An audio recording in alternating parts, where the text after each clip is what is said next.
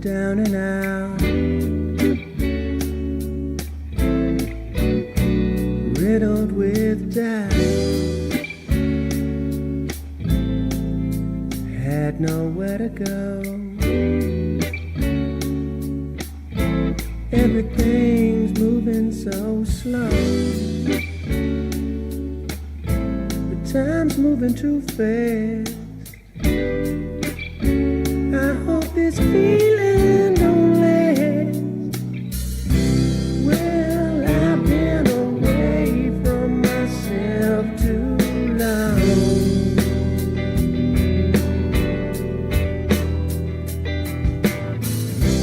My body is aching from all my wrongs.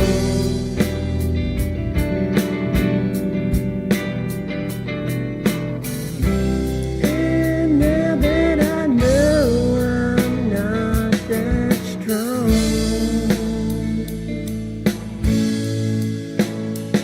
I'll keep slipping onto you. I'll keep slipping until my time is through. I'll keep slipping onto you, yeah, onto you.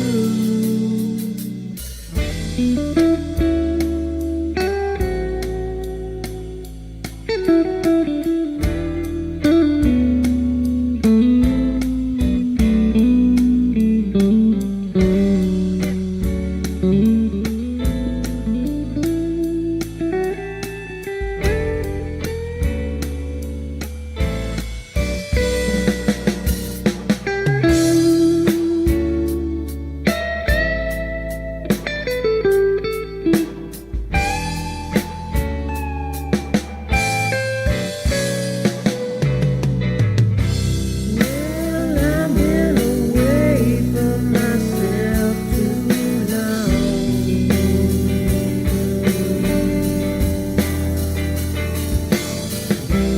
My body is aching from all my wrongs.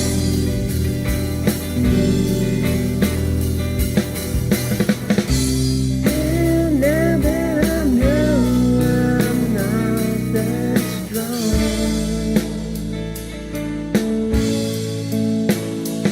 I'll keep slipping onto you. I'll keep slipping until my time is through. I'll keep slipping onto you, yeah, onto you.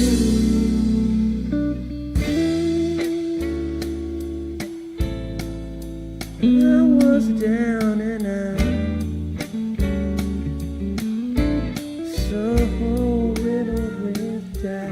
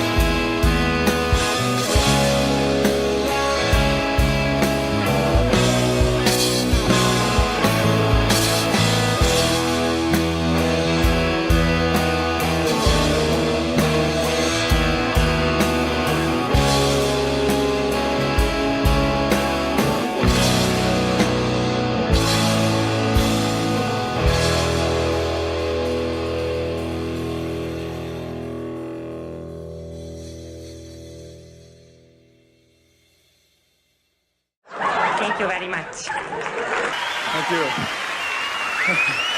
Thank you. Whew. Thank you very much.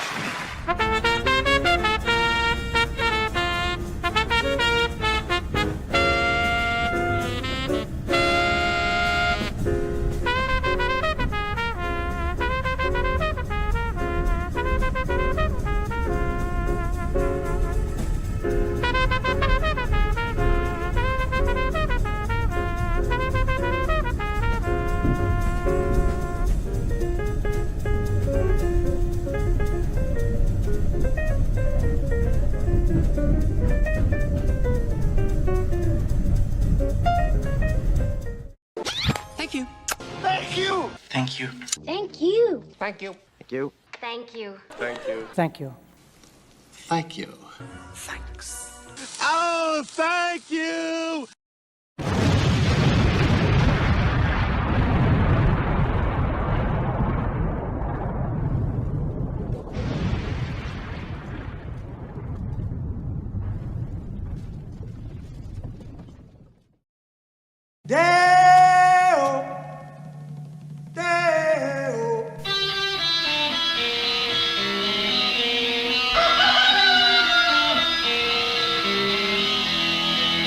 Baby's got a burger and a shooter and that shake it all go down.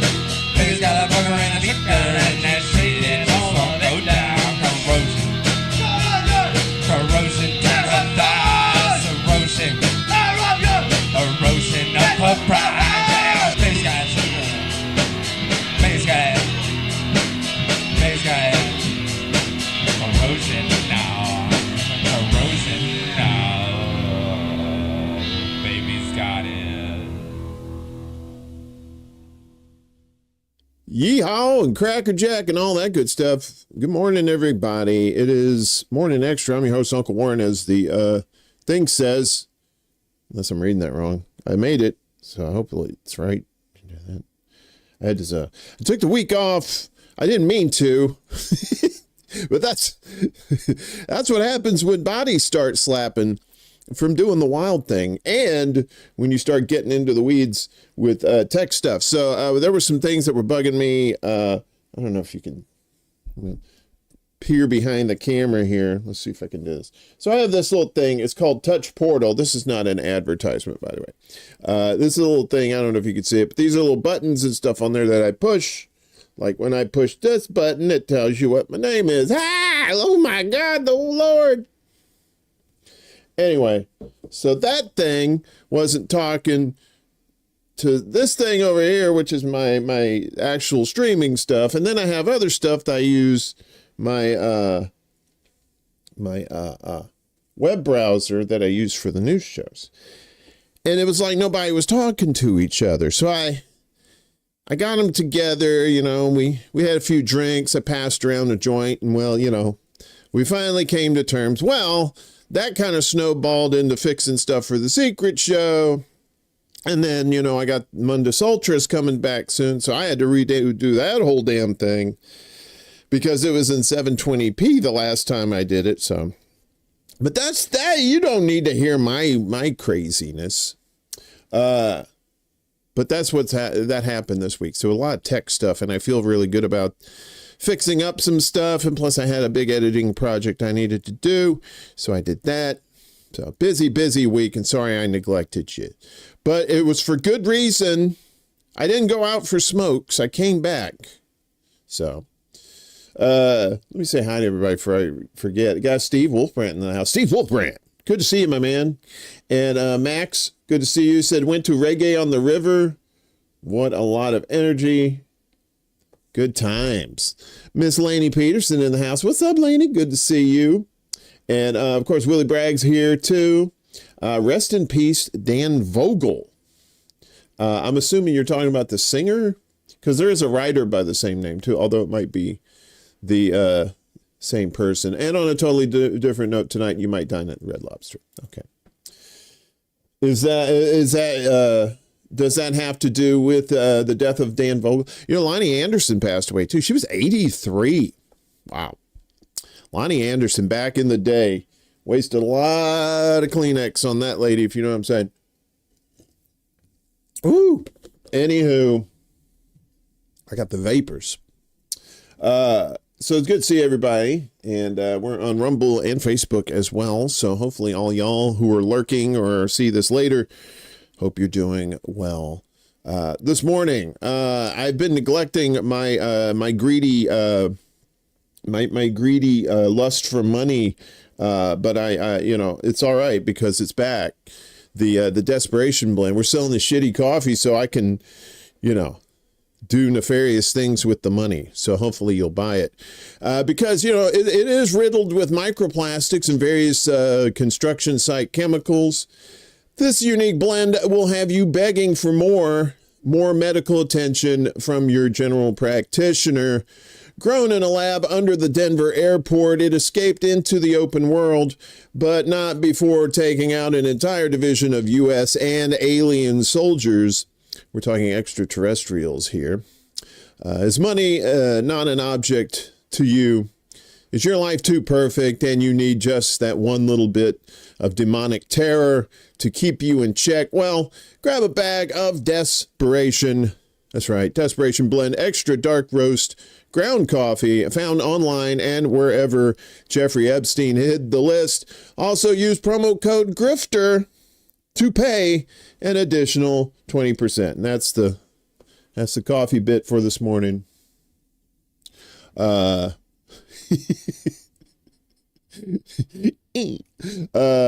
haven't sold any coffee yet. That's too bad. Because it's really awful coffee. You should totally buy some. Even though I don't really give you a way to actually find it and buy it.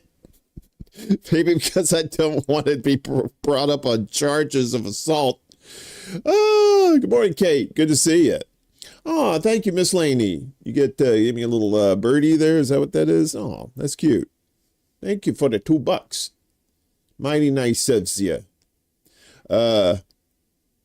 Oh God, I hope that I've got some new buttons here, and I forgot that I haven't done the show, and I forgot these buttons. I'm like, oh, I hope I don't hit the wrong one, and then what else? This happens.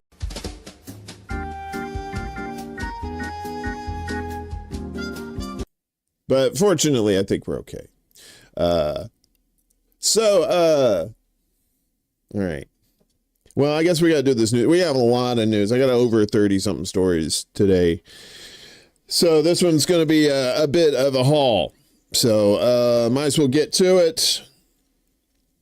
As guess what? Russia said this is the find out portion of the after the fuck around. As Russia says it's no longer bound by moratorium on development of INF missiles. And you're like, what does that mean? The U.S. pulled out, giggity, of the INF treaty in 2019 and has deployed missile systems previously banned by the treaty. Oh, look at that. A little taste of their own medicine. The Russian Foreign Ministry said yesterday that Moscow was no longer bound by a self-imposed moratorium on the development of missiles that were previously banned by the Intermediate Range Nuclear Forces. That's the INF treaty, which the U.S. withdrew from in 2019. The INF prohibited land-based missile systems with a range between 310 and 3,400 miles. Since pulling out of the treaty, the U.S. has developed a missile launcher known as a Typhon, that can fire nuclear-capable Tomahawk missiles, which have a range of over 1,000 miles. The U.S. has deployed the Typhon, also known as the Mid-Range Capability System, to the Philippines and briefly to Denmark for drills. The U.S. has also announced plans to deploy missile systems previously banned by the INF to Germany by 2026, and Berlin recently requested to procure its own Typhon system from the U.S. Good morning, John. Good to see you, brother. There it is right there. The Russian Foreign Ministry said in its statement, with our repeated warnings on that matter having gone ignored and the situation developing towards the de facto deployment of U.S.-made intermediate and shorter-range ground-based missiles in Europe and the Asia-Pacific region, the Russian Foreign Ministry has to declare that any conditions for the preservation of a unilateral moratorium on the deployment of similar arms no longer exist. And it is further authorized to state that the Russian Federation does not consider itself bound by relevant self-restrictions approved earlier. So they're basically saying if you're going to violate the INF on the regular, we're out. The ministry added that the U.S. deployment of INF missiles has led to the formation and buildup of destabilizing missile potentials in regions adjacent to Russia, creating a direct strategic threat to the security of our country. It says that decisions on Moscow's response would be made by Russia's leadership based on an interdepartmental analysis of the scale of deployment of U.S. and other Western ground-based INF missiles. When the U.S. withdrew from the INF treaty, it claimed Russia was violating the agreement. Oh, how ironic. By developing the ground-launched N9M729 cruise missile. Russian officials denied the missile was a violation, saying it had a maximum range of less than 300 miles. Russia also accused the U.S. of potentially violating the INF by establishing Aegis ashore missile defense systems in Romania and Poland. The systems use Mk-41 vertical launchers, which can fit Tomahawk missiles. The U.S. refused to negotiate with Russia on either issue, and the Trump administration exited the treaty. Since it was clear that one reason the U.S. withdrew from the treaties was so it could deploy intermediate-range missiles near China, Russia proposed a moratorium on the deployment of INF missiles in Europe, but the U.S. never accepted the offer. Rules for thee, but not for me. Isn't that wild? But meanwhile, in the Forever Wars Ukraine edition, EU to wait years to replace Patriots sent to Ukraine. Oh, wait, that's coming up. So they were sending, and now they can't. Not until 7 years? Some EU countries providing U.S.-made Patriot air defense systems to Ukraine may have to wait until 2032 for replacements due to a significant production backlog. Uh-oh. Military-industrial complex having a backlog? I doubt that. That's crazy. They're always making weapons. The U.S. announced it has more death weapons. Yep, pretty much. Ukrainian officials have for months pleaded for more U.S.-made Patriots and ammunition. Vladimir Zelensky said or Voldemort as he's known, has said he hopes to receive 10 more Patriot systems with cost estimates for each battery and interceptor running as high as $1 billion and $4 million respectively. Several European countries have shown interest in a deal proposed by Trumpy under which they would transfer Patriot systems to Ukraine and be resupplied by Washington. However, French Admiral Pierre Vandier, NATO's Supreme Allied Commander, Transformers, robots in disguise, told Euractiv, that's weird, that the wait time for Patriot battery deliveries could reach around 7 years. The second Euractiv source offered a more upbeat assessment, noting the shipments could not be expected sooner than a couple of years at best. Good. Yeah, tell the Russians that, they're not going to get weapons for 2 to 7 years. Pretty sure the war will be over by then. Maybe.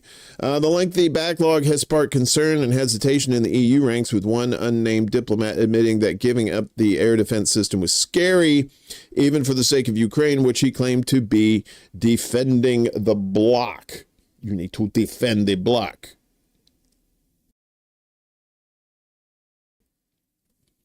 Still getting used to these new buttons. Sorry. Germany, which has recently committed to transferring 3 Patriot systems to Kiev, has reportedly demanded watertight guarantees that replacements from the U.S. would arrive within 8 months. Meanwhile, the U.S. push to prioritize NATO's internal backfill has already impacted non-EU buyers. Switzerland, which ordered 5 Patriot systems in 2022 and expected the complete delivery by 2028, confirmed last month that it would be delayed for an unspecified time frame due to U.S. reallocation. Moscow has consistently condemned Western arms shipments to Ukraine, warning they only prolong the conflict without changing its outcome. He said, you're just giving them more shit and you're still going to lose. Not if it's a forever war, though, right? Bing! It has also accused European NATO of pursuing reckless militarization and portraying Russia as an enemy to justify a hike in weapons spending. Ding, ding, ding, ding, ding, ding, ding. Winner, winner, chicken dinner. That's what it's all about. You put your right foot in, you put your right foot out. Shake it all about. Meanwhile, Ukraine calls for the U.S. to strangle Russia's economy. Please strangle them. Because they're desperate. What's up, Chuck? Chuck's Intergalactic UFO Show Intergalactic. New show coming out very soon. I believe this weekend, right? Yes. Just regain consciousness from that coffee. I hope you didn't drink that coffee. I just sell it. I don't say you should actually drink it. That's just propaganda. Don't listen to me. This is from Dave DeCamp over there at antiwar.com. Be sure you're checking them out over there for good news aggregation and good journalism there. We need more actual journalism in this space. A senior advisor to Voldemort is calling on the U.S. to strangle the Russian economy by imposing tariffs on Moscow's trading partners, though the U.S. measures are unlikely to hurt Russia. So you're trying to hurt Russia with the shit that ain't going to hurt, that's going to hurt everybody else but them. The Russian economy, geared for war, cannot withstand the pressure and is holding on only through the sale of energy resources, says Andrei Yermak, the head of Ukraine's presidential office and also known as Baghdad Bob. It's possible to strangle the economy with secondary tariffs proposed in the U.S. Trump has threatened to hit countries that are purchasing Russian oil with 100% tariffs, and a bill on the Senate would impose 500% tariffs on any country that knowingly engages in the exchange of Russian origin uranium and petroleum products. Either tariff rate would have a significant impact on the U.S. economy since China and India are major buyers of Russian oil. Trumpy has already announced a 25% tariff on India and an unspecified penalty on the country over its trade with Russia. Aw, having a lover's quarrel. Trumpy and Modi. But Indian officials say they will continue buying Russian oil despite the U.S. threats of further action. It's kind of hard to threaten an economy that's supported by like over 1 billion people. Didn't work. It doesn't work in China, and it's not working in India. In response to U.S. threats to impose tariffs over the purchase of Russian oil, the Chinese Foreign Ministry said Beijing would take energy supply measures based on China's national interests. Tariff wars have no winners, said Chinese Foreign Ministry spokesperson Gua Jiakun. Coercion and pressuring cannot solve problems. China will firmly safeguard its own sovereignty, security, and development interests. Russia has also made clear that it's not fazed by the U.S.'s ultimatum to reach a deal to end the war in Ukraine by August 8th. That's 3 days from now. Or face tariffs and other economic measures. The deadline prompted a warning from former Russian President Dmitry Medvedev, who said each U.S. ultimatum is a threat and a step towards war, not between Russia and Ukraine, but with Trump's own country.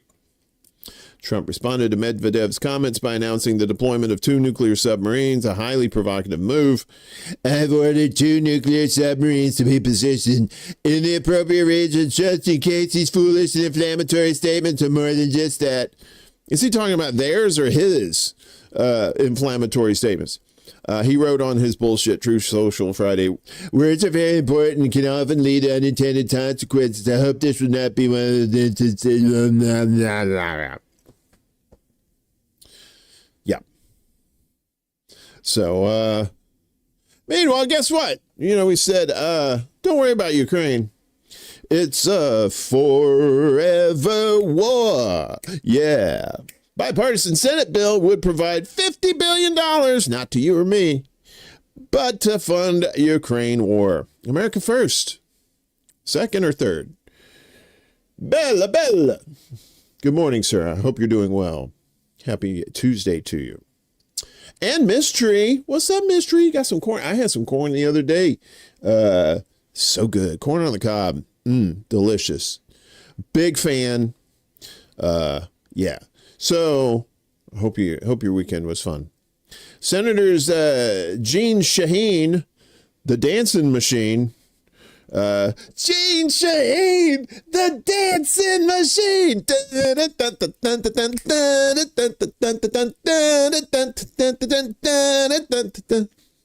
A Gong Show. And Lisa Murkowski, I don't have a song for her, introduced a bill that will provide $50 billion in military aid for Ukraine. The assistance is intended to fund the proxy war for another 2 years. According to The Hill, Shaheen and Murkowski are framing their legislation as giving Trump additional tools to force Putin to the negotiating table by scaling up Ukraine's military capabilities to withstand Russian attacks. This bipartisan bill will strengthen Trumpy's negotiating hand with Putin and finally put an end to this senseless war, said Shaheen, who is constantly fooling herself. The ranking member of the Foreign Relations Committee. That's scary. There is continued bipartisan resolve, because they're all making money off of it, to sustain Ukraine's valiant fight for freedom by helping Ukraine obtain the air defense needed to protect its civilian population centers, including schools and hospitals. They care about schools and hospitals. Gaza has entered the chat from Russia's relentless drone and missile attacks. However, the senators appear to be laying a trap for Trump in their framing, as the legislation would prevent the president from halting aid shipments. Aww. Just say Ukraine is Israel. He'll give them anything they want. The bill includes $30 billion in direct military assistance, $12 billion in presidential drawdown authority funds, and $3 billion in foreign military financing. Well, what's that? Foreign military financing. It also provides money for other projects, including a $1 billion joint drone venture between the U.S., Ukraine, and Taiwan. Taiwan, you need to stay the fuck out of this, seriously. The senators want to use frozen Russian assets to fund part of the aid. The U.S. holds about $5 billion in Russian assets that were frozen by U.S. sanctions following the invasion of Ukraine in 2022. It also makes clear that Russian assets held in the U.S. should be used to cover the cost to provide weapons to Ukraine, Shaheen's statement explained. Wink, wink, wink, wink, wink. But really, it's going to be public money too. During the 2024 campaign, Trump was extremely critical of the Biden White House for providing Ukraine with tens of billions of dollars in military assistance. Last year, Congress passed a $60 billion aid package for Ukraine. Then Senator J.D. Vance voted against the bill. Oh, but now you're into charge. Now shit's different. However, Trumpy has become frustrated with Putin, who is refusing to end the war unless Ukraine agrees to territorial concessions. Trump now appears to be pressuring Moscow by placing tariffs on Russia's trading partners rather than seeking to significantly escalate military support for Ukraine. We told you about that because the West is estúpido. Not very smart people. But here we are. What are you going to do? Meanwhile, SpaghettiOs, the people that is actually building these shits might not be doing it for a little bit, because builders of Boeing weapons and fighter jets go on strike. I had to practice this name last night. That's coming up. Okay. So I think that's... Okay, never mind. All right, thousands of workers of Boeing plants across the U.S. that develop military aircraft and weapons have gone on strike. The strike began yesterday at Boeing facilities in St. Louis and St. Charles, Missouri, as well as Muscuda, Illinois. Get on my scooter and ride. After failed negotiations over wage increases and other provisions of a new contract. Well, you know, a kind of a moral obligation, too, would be nice, too, to shut these places down. But, you know, I guess it's better than nothing. About 3,200 local members of the International Association of Machinists and Aerospace Workers voted Sunday to reject a modified 4-year labor agreement, the union said. IAM District 837 members build the aircraft and defense systems that enable that keep our country safe, said Sam Cicinelli, the General Vice President of the nation's Midwest Division. They deserve nothing less than a contract that keeps their family secure and recognizes their unmatched expertise. The vote followed a week-long cooling-off period after the workers rejected an earlier proposed contract, which included a 20% wage increase over 4 years and $5,000 ratification bonuses. Boeing warned over the weekend that it anticipated the strike after workers rejected its latest offer, which did not further boost the proposed wage hike. Jesus, they're making money hand over fist. You can't even pay your own fucking workers? Wow. However, the proposal removed a scheduling provision that would have affected workers' ability to earn overtime pay. We're disappointed our employees rejected an offer that featured 40% average wage growth and resolved their primary issue on alternative work schedules, said Dan Gillian, Boeing Air Dominance Vice President. That's a hell of a name. BAD. Vice President and General Manager and Senior St. Louis Site Executive. We are prepared for a strike and have fully implemented our contingency plan to ensure our non-striking workforce can continue supporting our customers. Yes.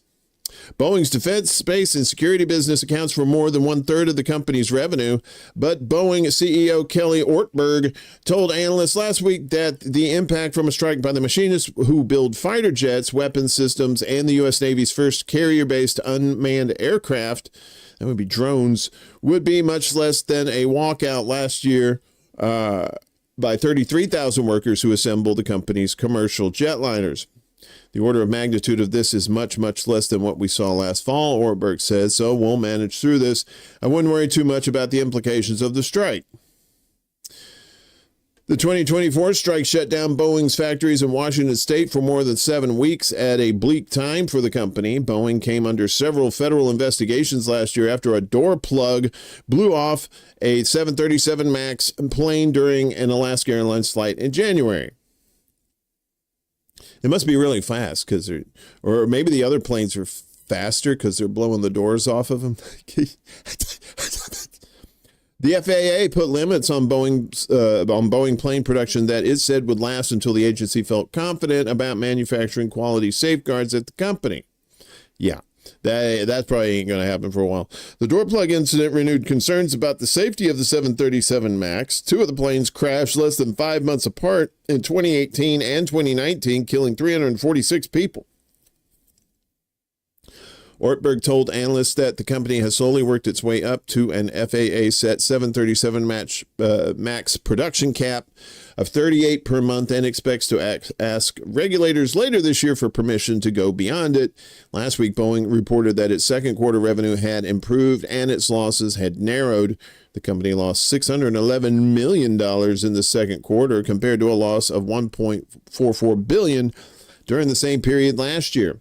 Boeing stock tumbled on the news of the strike, trending downwards earlier in the day. It has since been trending upwards, but is still below the market open by 0.26% as of 12:30 p.m. Eastern time yesterday, I believe. So don't worry, kids. Weapons of mass destruction will always be made because there'll always be wars unless we do something about it. It's totally up to us now, y'all. Because they're just going to keep making these weapons. And until we actually do something about it. One moment, please. I'm just, okay, I think we're good there. All right. So back here, where are we? I'm not even looking at my list. I moved all this shit around. I'm totally not prepared. And I was a Boy Scout, too. I got kicked out of the Boy Scouts for eating brownies. Bing, if you know what I'm saying. Okay.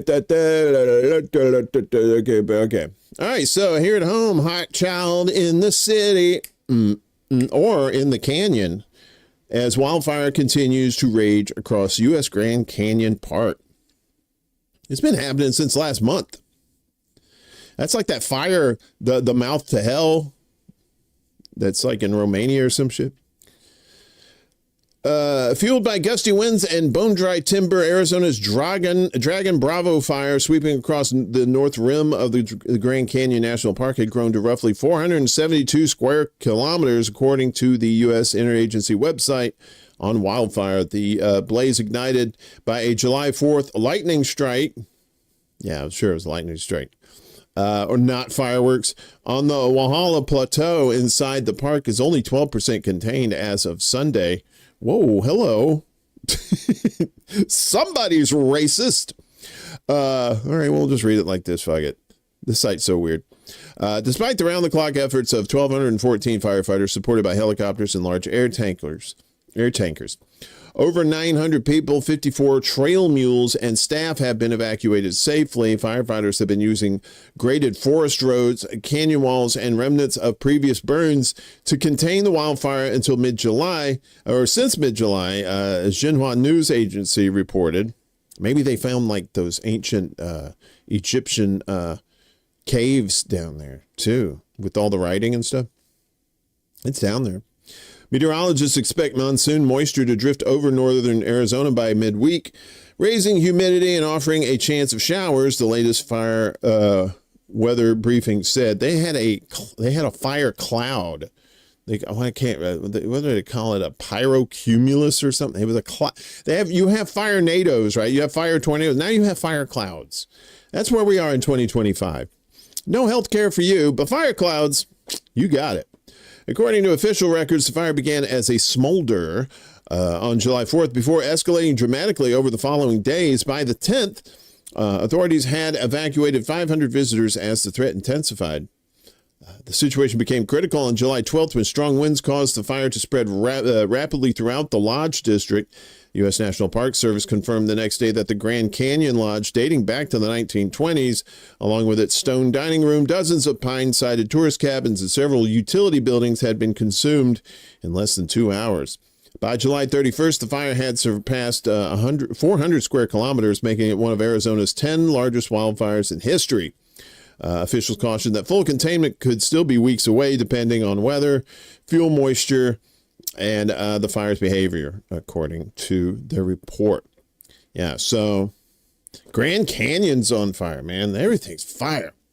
I don't want to be that guy, but in the Bible it says, after the flood, there's the rainbow, and God says, I'm not going to destroy the world with water anymore, but I'll fuck it up with some fire. I ain't even fucking around with that shit. So yeah, and I think that's starting to come to pass. Everything's bigger in Texas. Let's shoot over there. Even the escape by Democratic lawmakers as Texas House votes to track down, arrest Democratic lawmakers who left the state. This isn't the first time they've done this before. The Democrats. They do this so that they don't have enough members in the House to create a quorum, right? You need a certain amount of number of people to vote on something. So what are they doing? Of course, it's redistricting, right? That Texas House voted 85-6 to track down and arrest more than 50 Democratic lawmakers who were not present when the chamber gavelled in at 3 p.m. yesterday.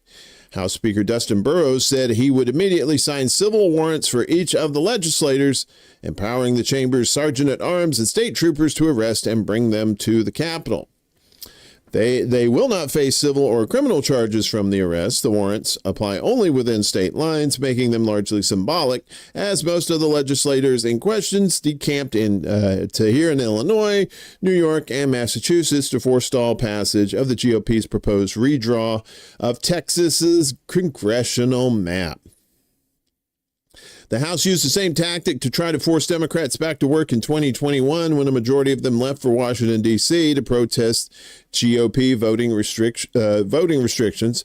Some of the lawmakers challenged the warrants in court, obtaining an injunction against arrest that was later struck down by the Texas Supreme Court.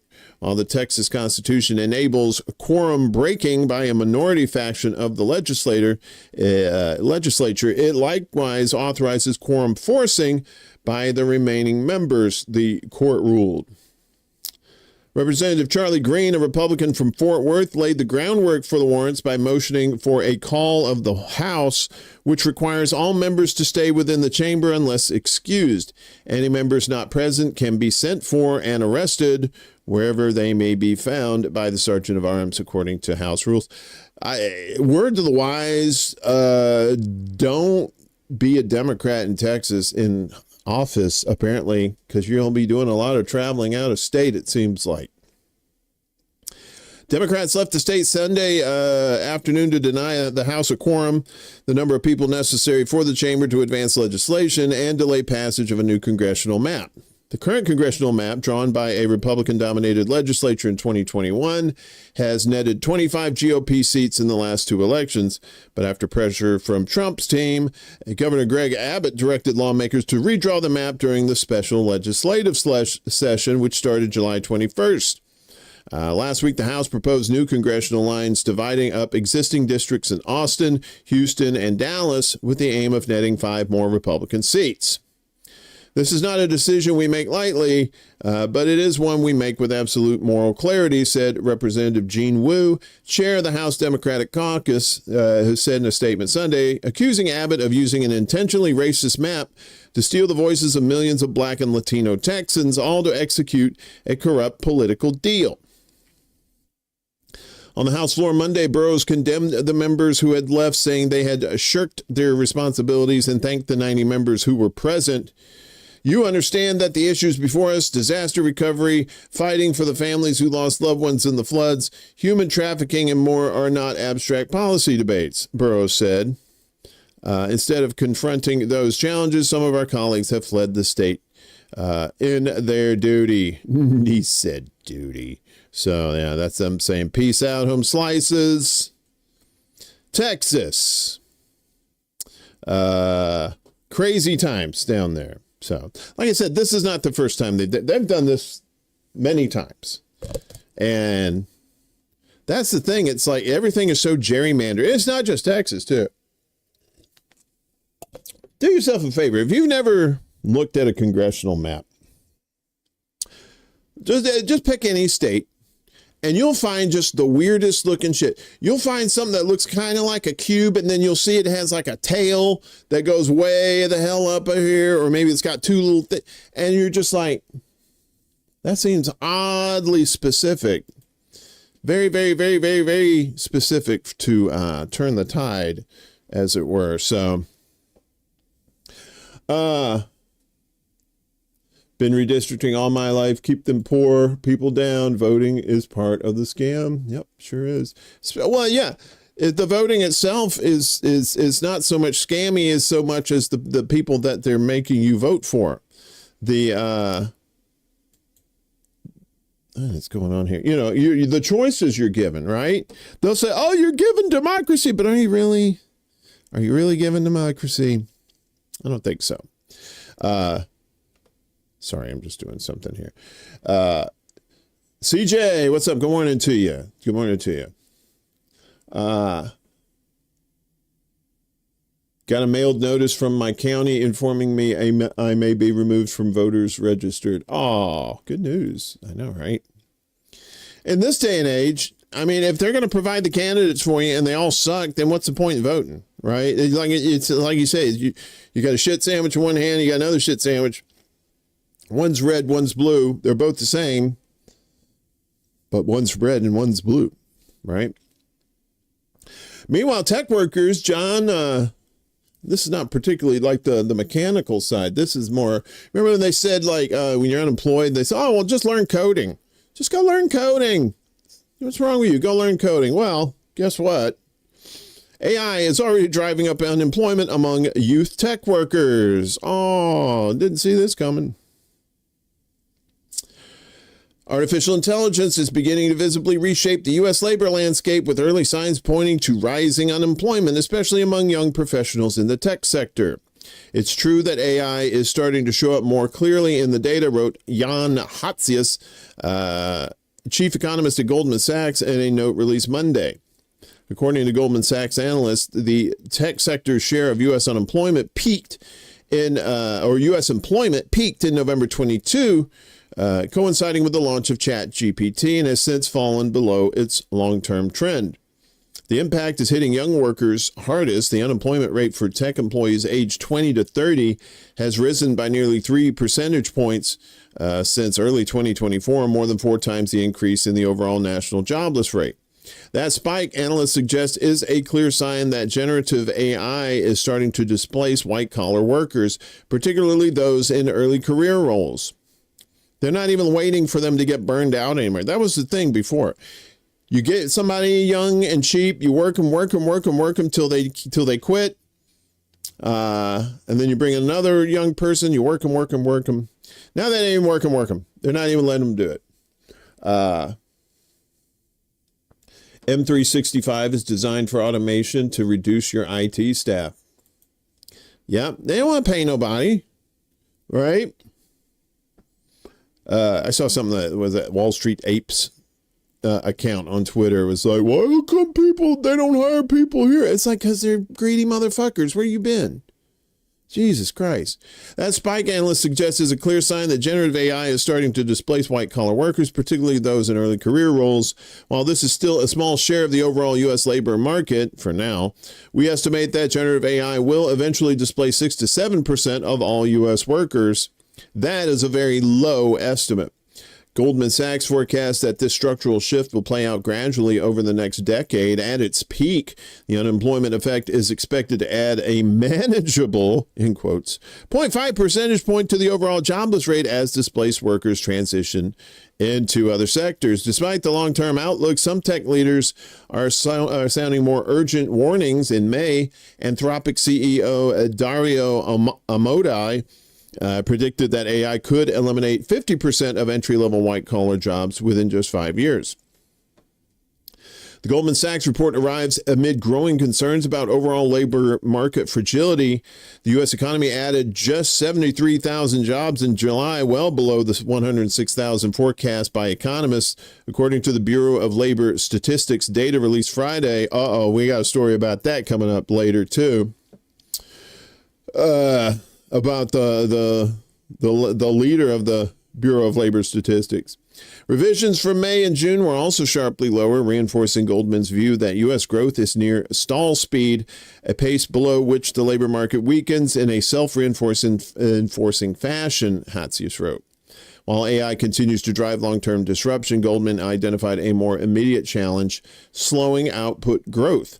The firm estimates that real GDP grew at a 1.2% annualized rate in the first half of the year and projects a similar sluggish pace in the second half.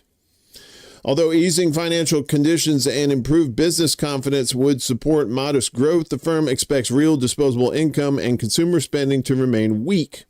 Tariffs are also expected to continue weighing on prices and purchasing power. Most of the pass-through from the tariffs to consumer prices is still ahead of us, Hatsius warned. I mean, those prices are already high, too. Adding that the combination of soft job growth and rising costs could further constrain consumer activity. Why aren't we in the streets shutting shit down? Because we need to shut it down. Or AI will shut it down for us. Eventually, I guess, right?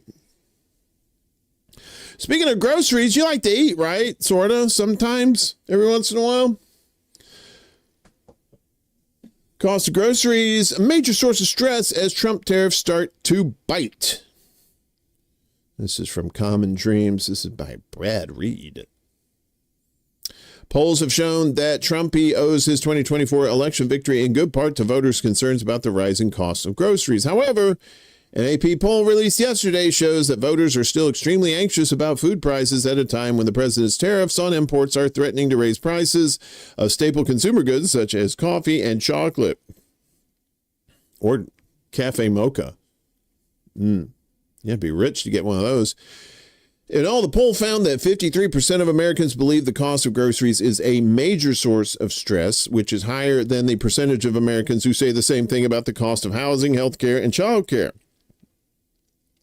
Anxiety about grocery prices is particularly strong among Americans earning $30,000 or less per year, as nearly 2/3 of them describe paying for groceries as a major source of stress. However, even Americans earning more than $100,000 weren't immune from the stress of grocery prices, as 40% of them also singled them out as a major stressor. Hey, Desert Mantis, good morning to you, my friend. I hope you are well today. The poll also highlights the use of buy now, pay later plans. Wait, you putting groceries on layaway now? Is this where we're at? We're doing layaway for groceries? Although when I was a kid, we were pretty poor, and there was this grocery store in our small town that did that. We would go in, we get our groceries, and then at the beginning of the month, when Dad was, I think he was working on the Department of Transportation, so he'd get paid once a month, right? So at the beginning of the month, he'd go in there and pay his bill. You can't do that now. Or maybe they're bringing it back. The poll also highlights the use of buy now, pay later plans that 3 in 10 Americans report using to pay for groceries, as well as for entertainment and restaurant meals. An increasing share of buy now, pay later customers are having trouble repaying their loans, according to recent disclosures from the lenders, notes the AP. The loans are marketed as a safer alternative to traditional credit cards, but there are risks, including a lack of federal oversight. Some consumer watchdogs also say the plans lead consumers to overextend themselves financially. The AP poll was released on the same day that CNBC reported that small businesses across the U.S. are at their breaking point when it comes to efforts to keep prices down in the wake of Trump's tariffs. Melanie Abrantes, an Oakland, California-based business owner, told CNBC that she'll likely have to raise prices by the end of the year and warned that everything is about to get really fucking expensive thanks to the tariffs. That was a quote. Usually I like cursing, but I never really get cursing in the news, and it's refreshing. CNBC also cited a report from economists at Wells Fargo that projected retailers' power to keep a lid on tariff-related price hikes is rapidly weakening.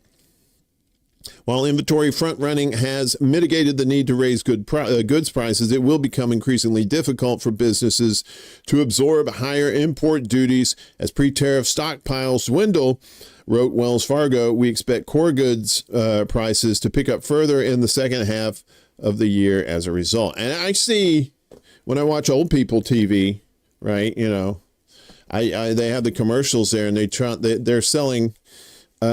I think they were selling this flashlight or something that was like some sort of floodlight, but even in the advertising, it said pre-tariff pricing. So the price now, they're letting you know this is pre-tariff. But coming up, the real shit's coming. And yeah. I wonder if you're going to see people in the streets then once they can't afford food. How much more of this how much of this bullshit cult, team sport shit are people going to do while they're starving to death?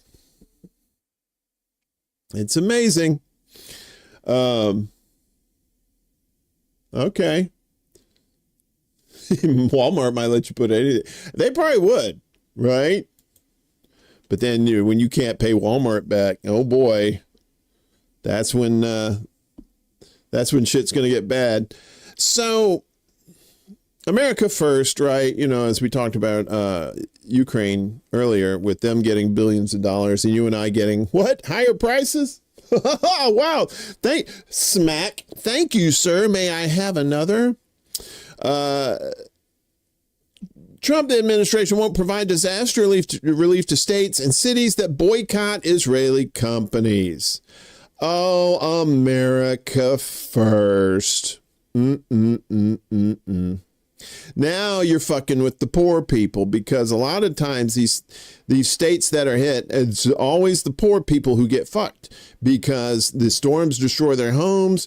It takes forever for FEMA to help them out if they ever do, and they're getting screwed by insurance companies that say, oh, well, you don't have flooding insurance, you have this insurance, that kind of shit. And now this bullshit. The Trump administration has said that states and cities will not receive funding to prepare for natural disasters if they choose to boycott Israeli companies, Reuters reported yesterday, citing a terms document from the Department of Homeland Security published in April. The document says that in order to receive funding from the Federal Emergency Management Agency, the artist formerly known as FEMA, which falls under the DHS, states must certify that they will not engage in a discriminatory prohibited boycott. Now, see, the DHS is already screwed over FEMA because they have to get things approved through the DHS first before they can do anything. Like what happened with the, what was it? It was in North Carolina again. And what was the other, was it Texas? Yeah, the Texas flooding. Right, you remember the flash flooding down there, and they had to wait and wait and wait because Barbie at the DHS had to sign off on the shit, and she was like, well, they didn't have to wait on me. It's like, yeah, bitch, you told them to wait on you. Anyway, more of this dumb shit. States must certify that they will not engage in discriminatory prohibited boycott. Oh, yeah, that's legalese. A discriminatory prohibited boycott is defined in the document as refusing to deal, cutting commercial relations, or otherwise limiting commercial relations specifically with Israeli companies or with companies doing business in or with Israel or authorized by, licensed by, or organized under the laws of Israel to do business. America first! America first. You can come out. America first! See you Saturday. The condition on FEMA funding takes aim at the boycott, divestment, and sanctions movement, BDS, which calls for a global boycott to pressure Israel over its occupation of Palestinian territory and now its ongoing genocide in the Gaza Strip. After the news about the Israeli boycott condition for FEMA aid broke, it sparked a backlash online, including many Trump supporters. That's right, because a lot of Trump supporters are poor people, and this is going to affect them. They're poor. They're not stupid. In response, the DHS removed the language about Israel from its terms for the funding, but its statement made it clear it could still enforce the condition on boycotts of Israel if it chooses to. There is no FEMA requirement tied to Israel in any current NOFO. No states have lost funding and no new conditions have been imposed, DHS wrote on Twitter. FEMA grants remain governed by existing law and policy and not political litmus tests. Please. DHS will enforce all anti-discrimination laws and policies, including as it relates to the BDS movement, which is expressly grounded in anti-Semitism. Those who engage in racial discrimination should not receive a single dollar of federal funding. Yeah, that's how they twist it. The BDS movement has been targeted by U.S. laws at the state level for years, with at least 34 U.S. states having a law in the books that prohibits boycotting Israel in some form. 34 out of the 50. 3 out of 5. Or 3.5 out of 5, basically. The Israeli government has been involved in pushing U.S. states to pass anti-BDS legislation.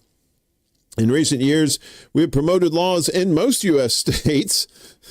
We promoted laws in other countries, including you, which determine that strong action is to be taken against whoever tries to boycott Israel. The office of the Israeli Prime Minister, Shithead McGee, wrote on the Twitters in 2020.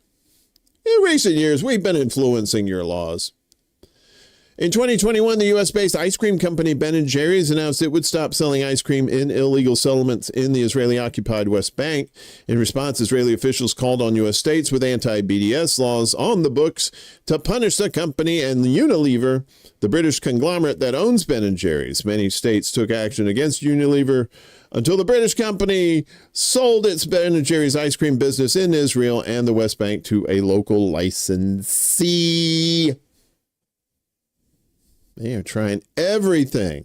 Don't fuck with poor people, all right? The poor people in these states hate the government, but they don't hate the government when they need the check.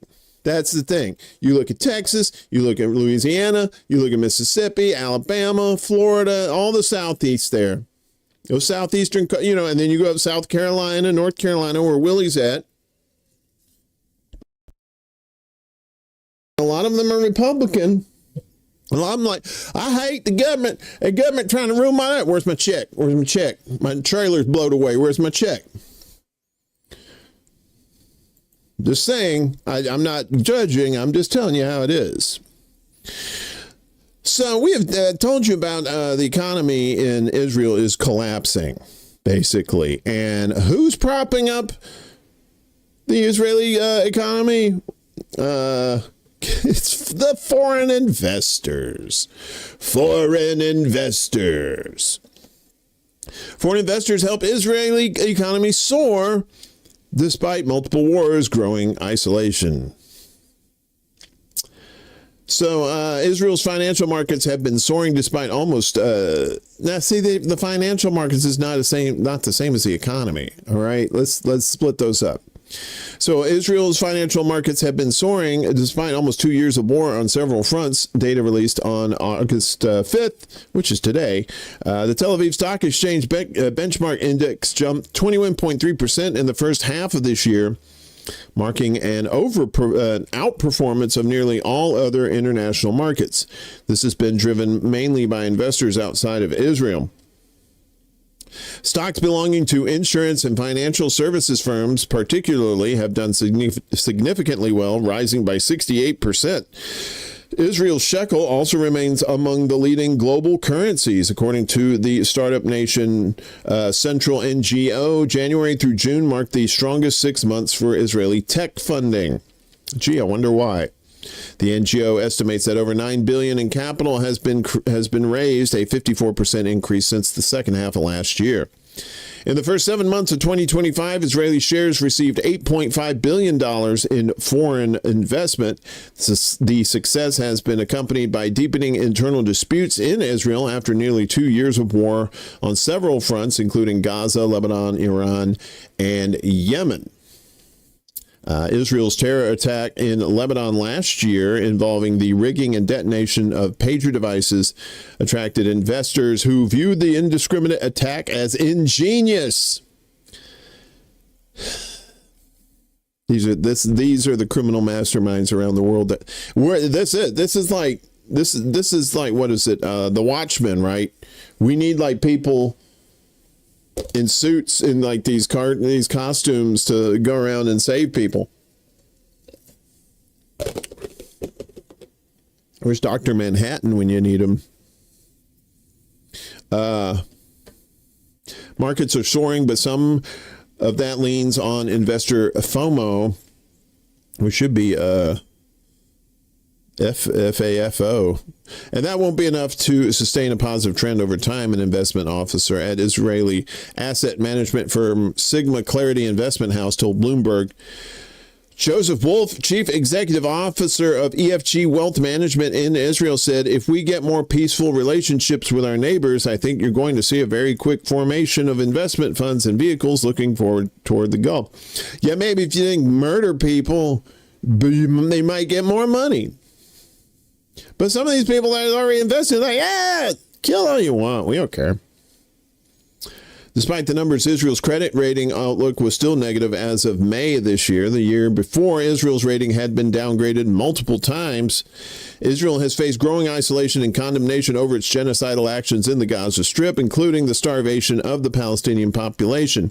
More states are gearing up to recognize Palestinian statehood, and Israeli soldiers involved in war crimes are being pursued by courts around the world, though none of the governments are helping out. Nonetheless, the Israeli economy has survived and is apparently thriving. Early last month, the UN Special Rapporteur on Palestine, Francesca Albanese, presented a report naming dozens of companies involved in supporting the surveillance, repression, and killing of Palestinians. She noted that for some, genocide is profitable, revealing how investment in Israel's defense sector and occupied West Bank settlement expansion have kept the Israeli economy afloat. Far too many corporate entities have profited from Israel's economy of illegal occupation, apartheid, and now genocide, Albanese said, calling on the international community to hold the private sector accountable. There is a prima facie responsibility on every state and corporate entity to completely abstain from or end their relationships with this economy of occupation, she added, naming companies which have profited from the violence, the killing, the maiming, the destruction in Gaza and other parts of the occupied Palestinian territory. Among them were Lockheed Martin, surprise, surprise, Caterpillar, Hyundai, Microsoft, Palantir, and others. Albanese pointed out a 200% jump in the Tel Aviv Stock Exchange and the accumulation of hundreds of billions in market gains. One people enriched, one people erased, she said. As a result, the UN rapporteur was targeted by the U.S. sanctions less than a week later. Wow, look at that, getting punished for telling the truth. And that's the thing, here we are. It ain't black against white or black against brown. It's not against left or left against right. It's these people with these funds, the money to invest in hate and murder and genocide, and we have to stop that. But we have to stop fighting each other. We have to stop being divided by the propaganda and by various interests that would have us stay divided. So I know some people can be frustrating to talk to, but don't stop talking to them, especially if you love them. They're family, friends, and they're just in the wrong space. You just got to keep talking to them and say, look, I love you, but you're being lied to, and we need to stop this bullshit. So, and speaking of stopping bullshit, Netanyahu plans full Israeli occupation of the Gaza Strip. Well, we kind of knew he was, but this kind of makes it official, I guess. So Bibi the shithead is set to order the full Israeli military occupation of the Gaza Strip, according to Israeli media reports yesterday, which means a significant escalation of the genocidal war is likely coming. According to Ynet, Trump has given Netanyahu a green light to launch a more aggressive military operation against Hamas in Gaza. A source in Netanyahu's office told the Jerusalem Post that Netanyahu had reached a decision on the full occupation and plans to order military operations in areas where Israel believes its captives are being held by Hamas. The die is cast. We are going for a full occupation of the Gaza Strip, an Israeli official told Ynet. The Israeli military has previously pushed back against plans for a full occupation, but Netanyahu's message to IDF Chief of Staff Ayal Zamir is that if he doesn't like it, he should quit. There will be operations even in areas where hostages are being held. If the IDF Chief of Staff doesn't agree, he should resign, the Israeli official said. Netanyahu is set to convene his cabinet today, where he will seek approval for the planned escalation. The Israeli military currently controls about 75% of Gaza, and under the new plan, it will work to capture the remaining territory to bring the entire strip under Israeli control. Israeli reports from last week said that Netanyahu was planning to propose a plan to start annexing territory in Gaza. The Israeli media reports on Monday did not say what would become of the Palestinian civilians living in the areas currently not occupied by Israel. Yeah, funny they didn't mention that. Israeli officials previously announced a plan to build a concentration camp in the tiny area of southern Gaza with the goal of forcing the entire civilian population into it. Netanyahu and his government have made clear that their ultimate goal is the removal of the Palestinian population of Gaza, which they now call the Trump Plan. But so far, there's been no indication that any regional countries are willing to take in a sizable amount of Palestinians to facilitate the ethnic cleansing. The Trump administration has shown no interest in pressuring Israel to end its genocidal war and reach a deal with Hamas, which the U.S. could do by leveraging military aid. While Israeli officials are now claiming Hamas doesn't want a deal, the group has long said it's willing to release all remaining Israeli captives in exchange for a permanent ceasefire. And of course, the Trump administration has no interest in pressuring Israel to end the genocidal war because they're making money off of it. Their buddies are. Yeah. The headline's still the same, just change the numbers, more people getting murdered. As Israel force kill 90 Palestinians in Gaza over 24 hours. Hey, Yona, good to see you, buddy. Gaza's health ministry said yesterday that Israeli forces killed 90 Palestinians and wounded 439 over the previous 24 hours as U.S.-backed Israeli strikes and the IDF killing of desperate people seeking aid continue. The health ministry said the bodies of 4 Palestinians killed in previous attacks were also recovered. A number of victims are still under the rubble and on the streets where ambulance and civil defense crews are unable to reach them at this time, the ministry wrote on Telegram. Among those killed were 29 people gunned down by Israeli forces while seeking food aid, of course. The health ministry said that another 300 aid seekers were injured. According to Reuters, at least 10 people were killed in 2 separate incidents near distribution sites run by the U.S.-backed GHF. Everyone who goes there comes back either with a bag of flour or carried back on a wood stretcher as a martyr or injured. No one comes back safe, Bilal Thari, a Palestinian in Gaza, told Reuters. On Sunday, at least 13 aid seekers were killed near the Zikkum crossing in northern Gaza while waiting for the arrival of UN food trucks. Palestinians are even being killed by airdropped aid, as Al Jazeera reported that a healthcare worker died when an airdrop pallet fell on his tent. Israel has allowed slightly more aid to enter Gaza amid global outrage over its starvation campaign in Gaza. We'll tell you about that, though, here in just a moment. A group says it's not nearly enough to bring real relief to Gaza's population and are calling for all restrictions to be lifted and for a ceasefire. Starvation deaths have continued, with the health ministry reporting that 5 more adults died of malnutrition over the past 24 hours. Israeli strikes also hit targets across Gaza on Monday. According to the Palestinian news agency Wafa, an Israeli drone strike targeted a group of humanitarian personnel in northern Gaza, killing at least 5 aid workers. And there are the numbers, which are significantly off. I'm not telling you those numbers anymore, because those numbers are way off. It's like the official count's over 60,000 now, but we know it's probably double or triple that.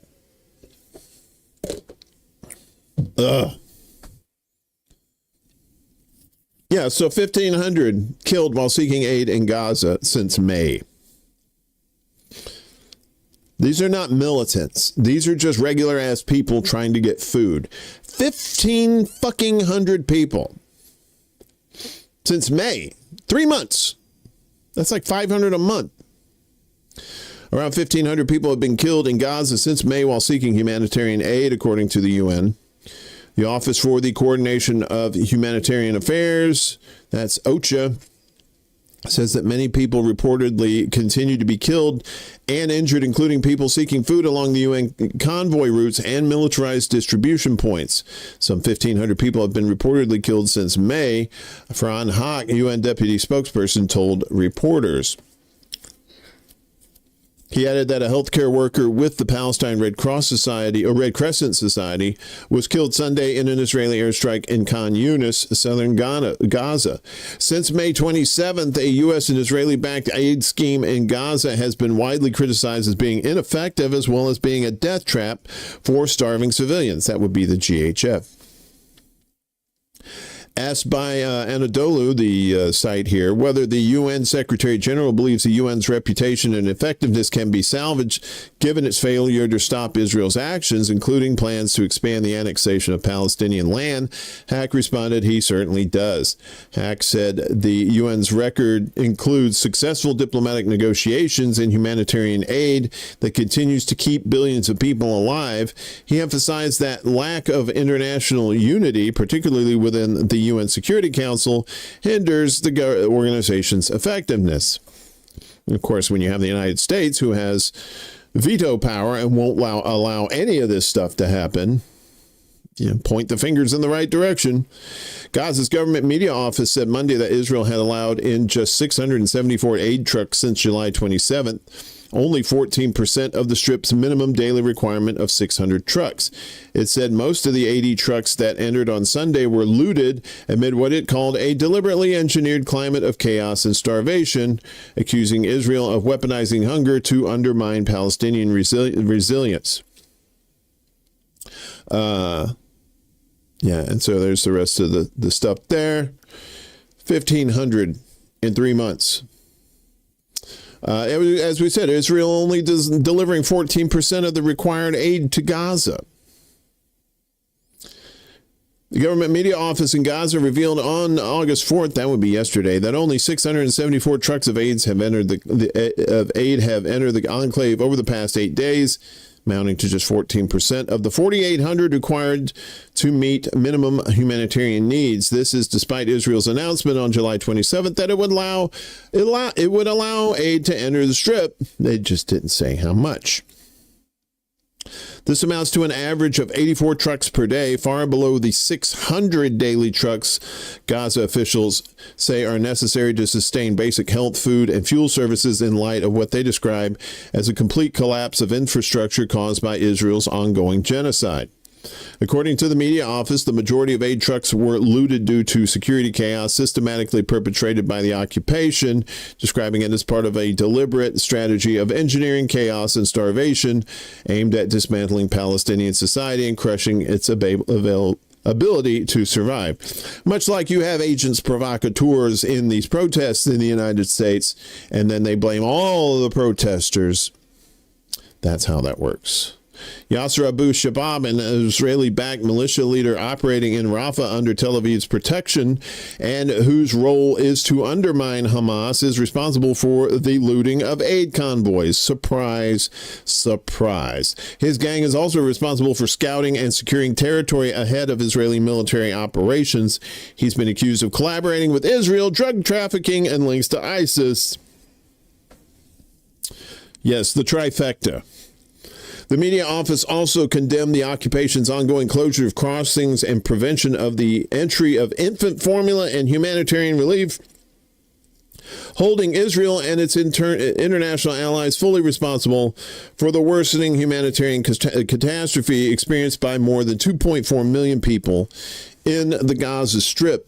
The office called for the crossings to be permanently open and for the immediate flow of food, medical aid, and baby formula to be guaranteed. The Ministry of Health in Gaza reported 94 people killed and 439 injured in the past 24 hours, so that number is updated. From March 18th, the day Israel broke the ceasefire in Gaza, until today, 9,440 people have been killed and almost 38,000 injured.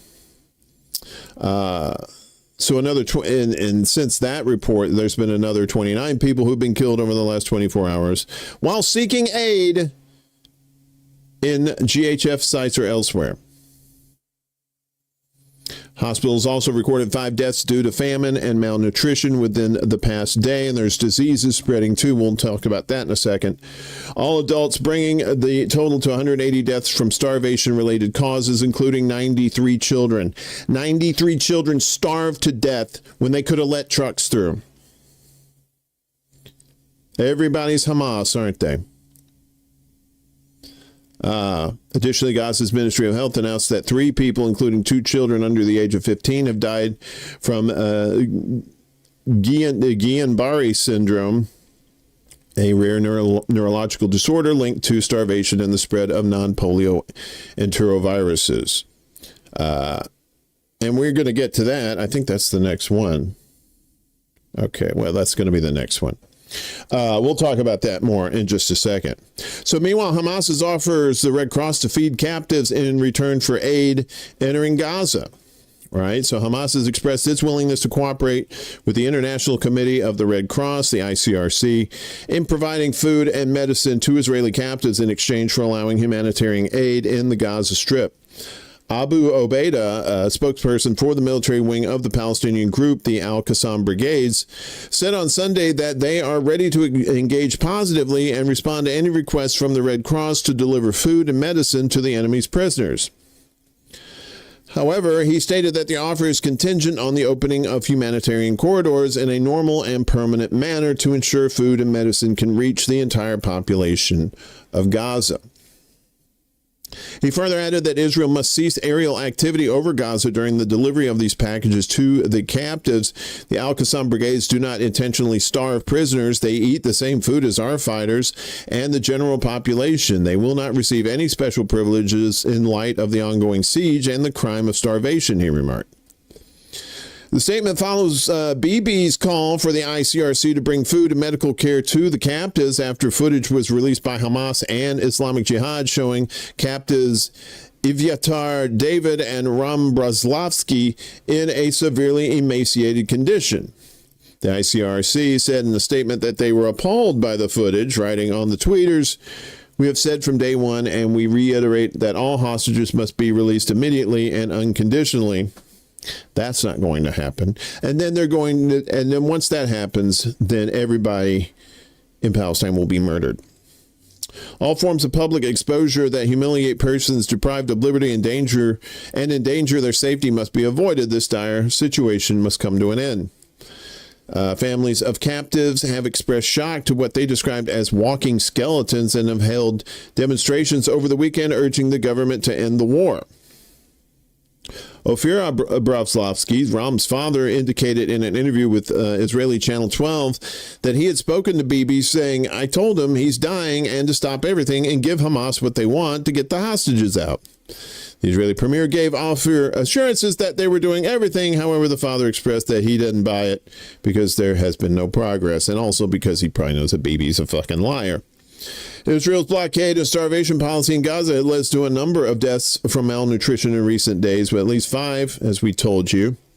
This brings the total number of victims of famine to 180, including 93 children. Spread of disease. Okay.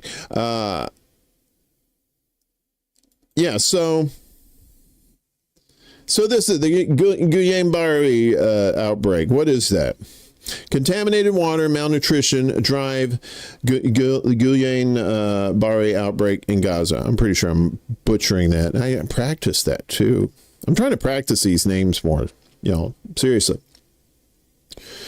Dr. Munir al-Bursh, Director General of the Palestinian Ministry of Health in the Gaza Strip, has warned that contaminated water is the leading cause of the recent outbreak of Guillain-Barré syndrome, GBS, in the besieged enclave. He stressed that no treatment for the disease is currently available in Gaza.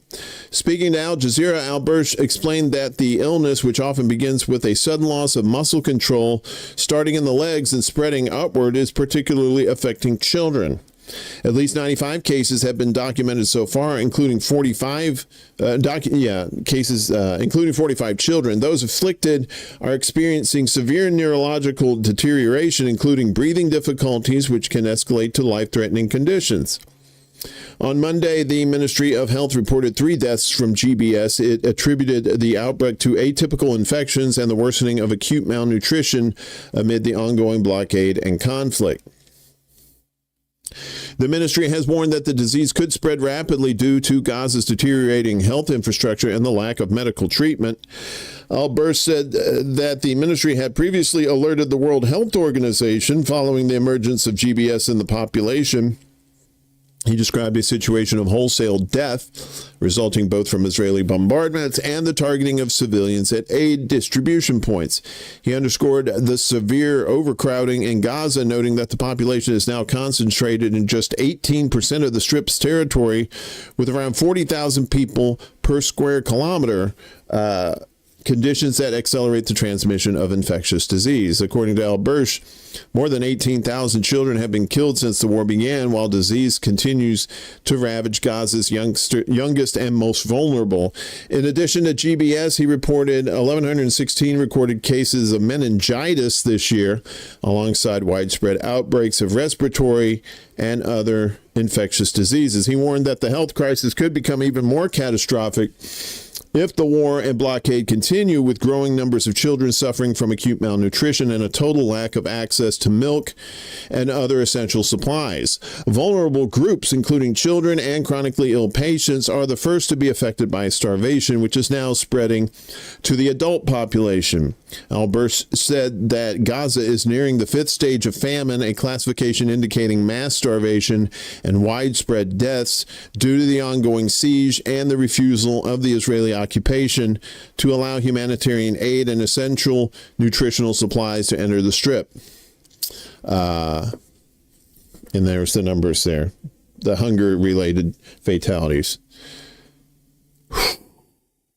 It's a nightmare. It's disease, starvation, there's no clean water, and then when you do get some sort of food or water, they shoot at you and possibly kill you.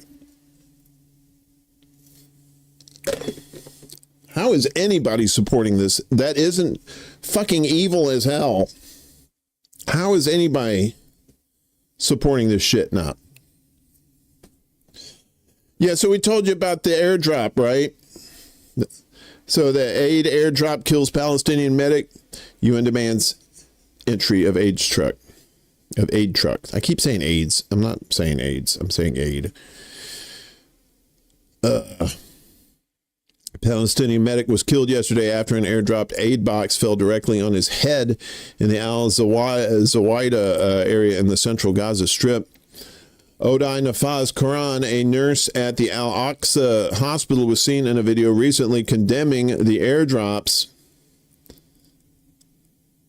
This is a humiliation, he said, adding that if you're able to fly in by air and drop aid by air, you're able to break the siege by way of land crossing. Specifically mentioning Egypt and Jordan, he pleaded, for God's sakes, have mercy on us. UNRWA, the UN Relief and Works Agency for Palestine, has criticized the airdrops as insufficient and inefficient. They're straight up, they know what they're doing. They know where these things are going. They're deliberately dropping them on people. Airdrops are at least 100 times more costly than trucks. Trucks carry twice as much aid as planes. UNRWA Commissioner General Filipe Lazzarini said on the tweeters, if there's a political will to allow airdrops, which are highly costly, insufficient, and inefficient, there should be similar political will to open the road crossings, he stressed. As the people of Gaza are starving to death, the only way to respond to the famine is to flood Gaza with assistance. Lazzarini pointed out that UNRWA has 6,000 trucks loaded with aid stuck outside Gaza waiting permission to enter. 6,000 trucks.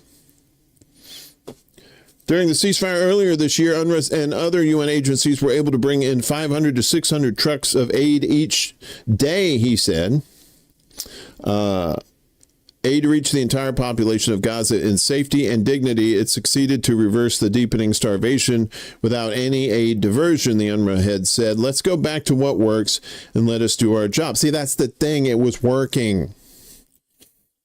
They don't want it to work. This is more of like how many people have died. OHCHR noted... that would be the UN Office for Coordination of Humanitarian Affairs, that most of the killings were committed by the Israeli military, and that while it is aware of the presence of other armed elements in the same area, it does not have information indicating their involvement in the killings, a UN news report stated. I mean, like mercenaries and these ISIS gangs that they hired. The office has no information that these Palestinians were directly participating in hostilities or posed any threat to Israeli security forces or other individuals. Each person killed or injured had been desperately struggling for survival, not only for themselves, but also for their families and dependents, the UN office said. The Palestinian resistance movement, Hamas, reportedly described the Israeli army's resort to airdropping aid over areas of Gaza as a formal and deceptive step aimed at whitewashing its image before the world amid the ongoing genocide in the besieged enclave. And there's the death toll so far. So, and the world is watching. It's not like we're not seeing this shit, right? You know, we're seeing it every day. We see it on Twitter. You see it in all these places. Constantly you see images of like fathers and mothers carrying their children. Their children are all bandaged and bloody, and we're at a very evil place in history right now, and we have to do something about it. We have to stop being distracted by bullshit, and we have to actually take some action. Kale, your egregore is good to see it. Yes, it is. That is way beyond fucked up. It's almost as if these bodies need continual inputs to remain functioning. I know, right? Food. Oh, God. How dare you imply you can eat? Well, so far, they had the 2 flotillas, one last year and one this year. Or were they both this year? Maybe they were both this year. I can't remember. They're sending a third one from Spain, breaking the siege. Global Samud flotilla to set sail for Gaza from Spain. They're going to keep sending boats. Activists from 44 countries gathered in Tunis to prepare for a coordinated maritime effort known as the Global Samud flotilla, aimed at breaking the Israeli blockade in Gaza.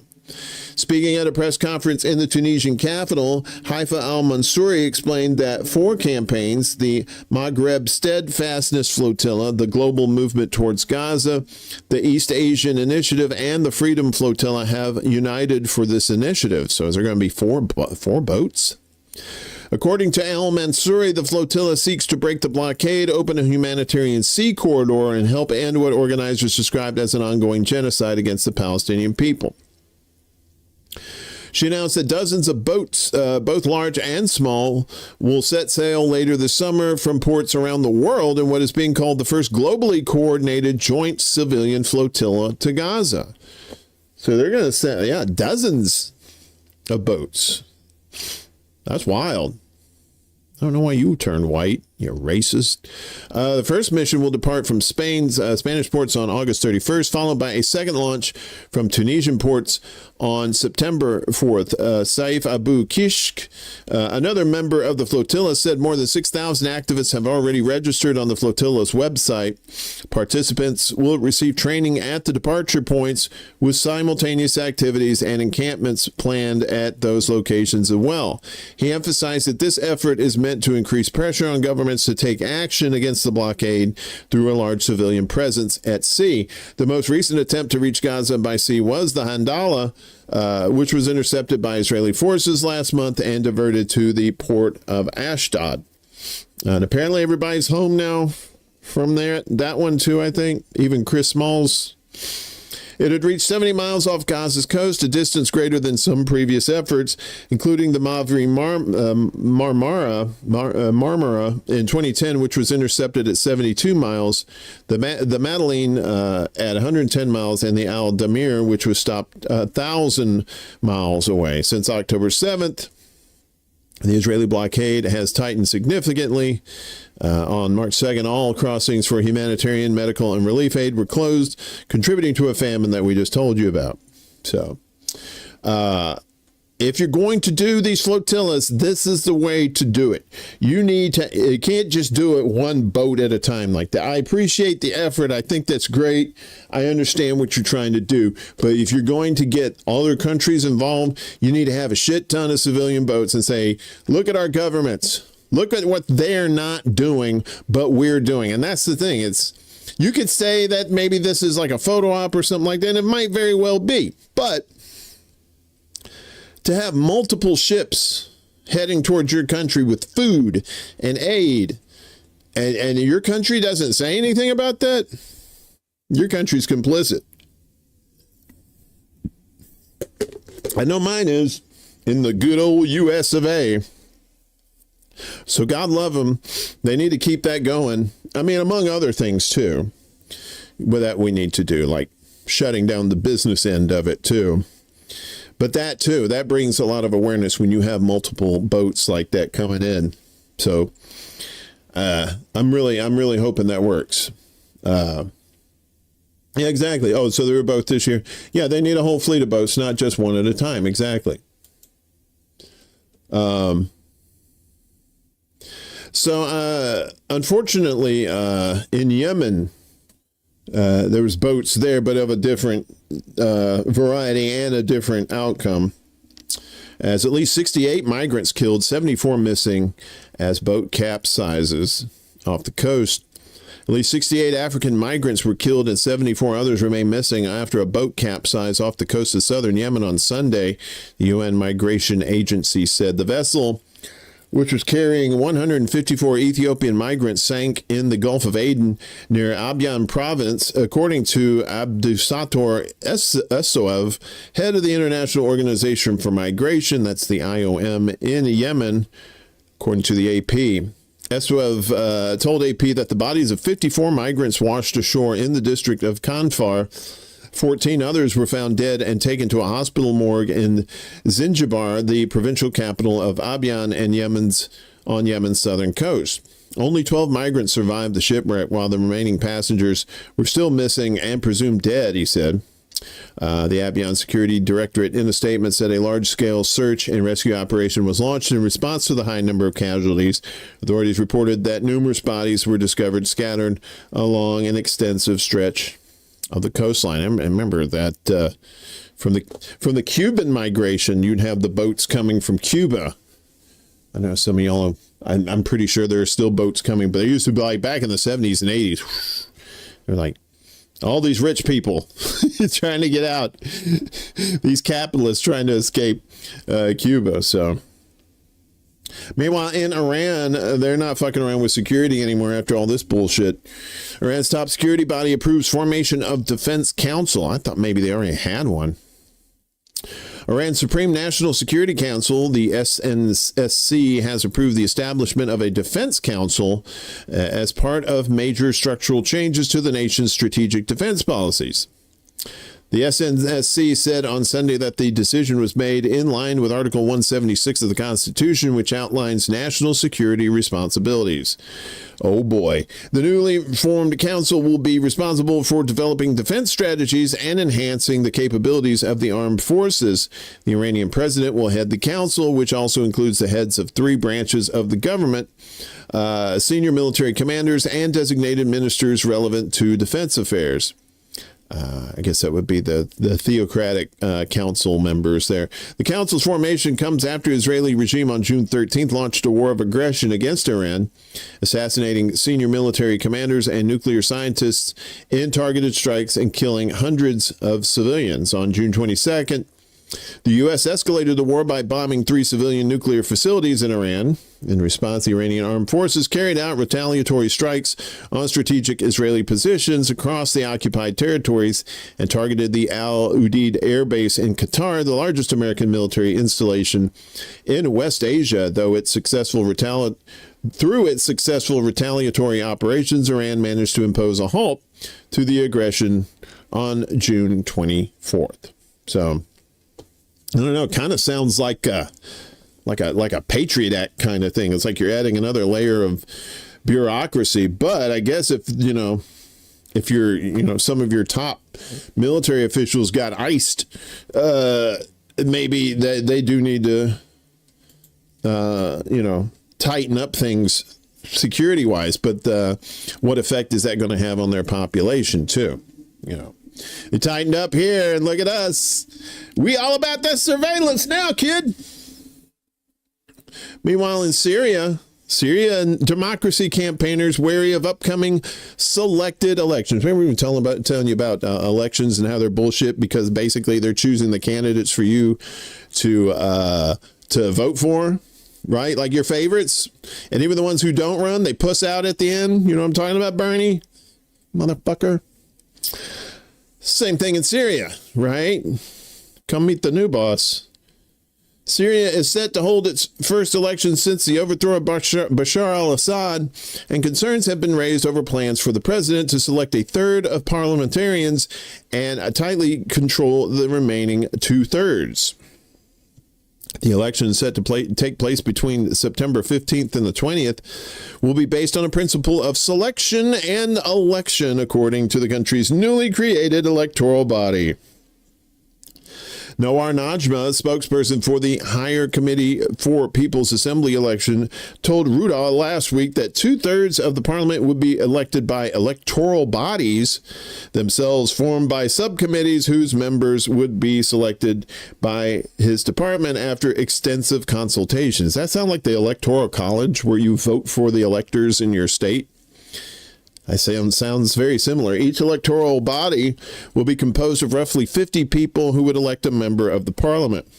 He added that a basic condition must be that they absolutely do not support, neither in word nor deed, the defunct Assad regime. They must also have no affiliation with any of the security forces or the army to ensure the neutrality of the military apparatus and the Interior Ministry as well, he said. A new assembly will have a renewable mandate of 36 months, according to the constitutional declaration adopted in March, and will exercise legislative powers until a permanent constitution is adopted and new elections held. The criteria for the new electoral system, which the government has said is interim, in quotes, has provoked criticism from rights groups and pro-democracy campaigners who see it as a potential power grab on behalf of President Ahmed al-Shara. Razan Rashidi, executive director of the Syria campaign, said her organization would be keeping an eye on the process.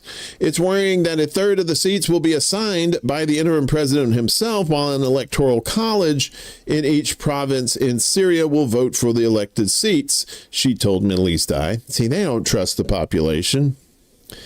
Nobody trusts the population.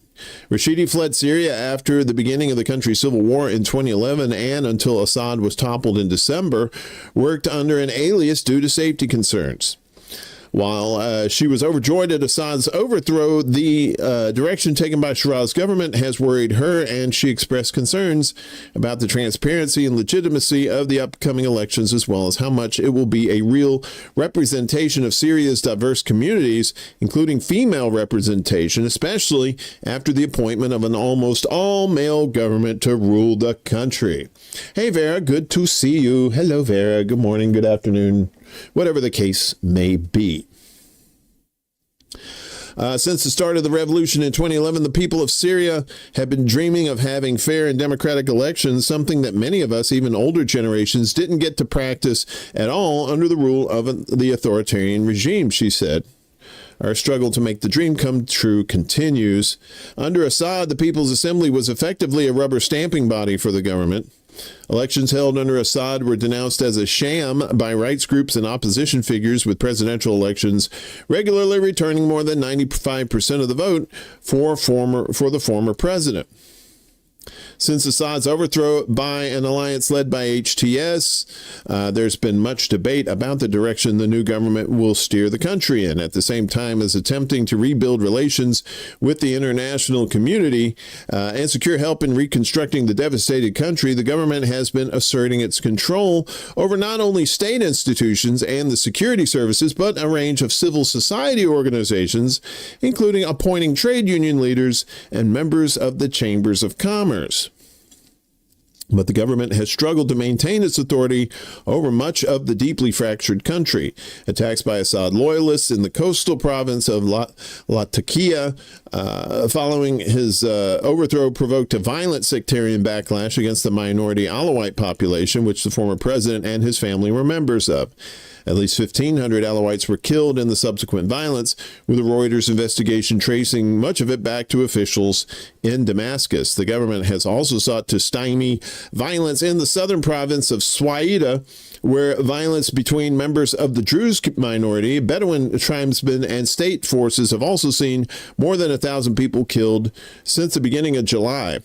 Violence continued in the province over the weekend, with 4 killed on Sunday following an attack by armed groups on state forces. Shiraz does not want to deal with political and social actors that are organized, said Joseph Daher, a Swiss Syrian professor at the University of Lausanne. He told Middle East Eye that he saw the new government pursuing the creation of a new ruling regime with centralized power, but that it still lacked the capacity to effectively assert its authority. Well, yeah, when most of its military's gone, too. Peace stuff. Good to see you. Operation Gladio aired on Redacted proves we are owned by Israel. Yep, sure does. It sure as hell does. I think the lack and the failure to control Swaida, not only because of Israeli attacks, but also local resistance, is also an indication that this is one of the contradictions of this government. That it wants to seek monopolization, centralization of power, but at the same time is quite weak, whether militarily, human capacities, financially, or politically. Last week, Syrian Foreign Minister Assad al-Shaibini was in Moscow to meet with Russian officials to discuss post-conflict reconstruction and most likely the issue of Russia's bases in the country. The Russian government was a staunch backer of Assad during the civil war, regularly launching airstrikes on opposition-held areas, including those held by HTS, of which Shaibini was a founding member. Oops! Awkward! The Syrian government's apparent attempts to repair relations with its erstwhile enemies has, to some, stood in contrast with much of its domestic policy, where the gaps between different ethnic, religious, and political groups have remained vast. Human Rights Watch told Middle East Eye the recent turmoil in Syria made it vital that ordinary citizens could hold the state to account. As Syrian authorities work to establish new political structures, they must guarantee the right to political participation for all Syrians, said Adam Kugel, Deputy Director of the Middle East and North Africa Division of Human Rights Watch. Given the rampant, unchecked authority of the previous government, it's paramount for Syria to establish independent systems for holding the government accountable for violations. While the current interim constitution is set to expire after 5 years, the tightly controlled nature of September's elections has made some Syrian democracy activists wary of a return to the worst aspects of the Assad era, when both parliament and civil society were tightly controlled by the capital, Damascus. Dyer said that there needed to be a program of decentralization in Syria, as well as genuine political inclusion on the part of the government, rather than symbolic representatives of religious and ethnic communities, especially those that are going to be handpicked by people that aren't the public. It could be one aspect of it, the election, one man, one vote, but it cannot be limited to this. We need real political participation in an inclusively democratic way. This starts, for example, with allowing regions to elect their own representatives, whether in Swaida or in the Northeast and throughout Syria. So yeah, fuckery afoot in Syria. We kind of knew this was going to happen anyway. I mean, I say what you will about Assad, say what you will about Hussein, Saddam Hussein. Hey, Kate, I thought I said hi to you, a while ago. Well, I'll say hi to you again. I got plenty of hellos. And, Israel's in the mix. They're the ones that are keeping their military down, keeping them weak.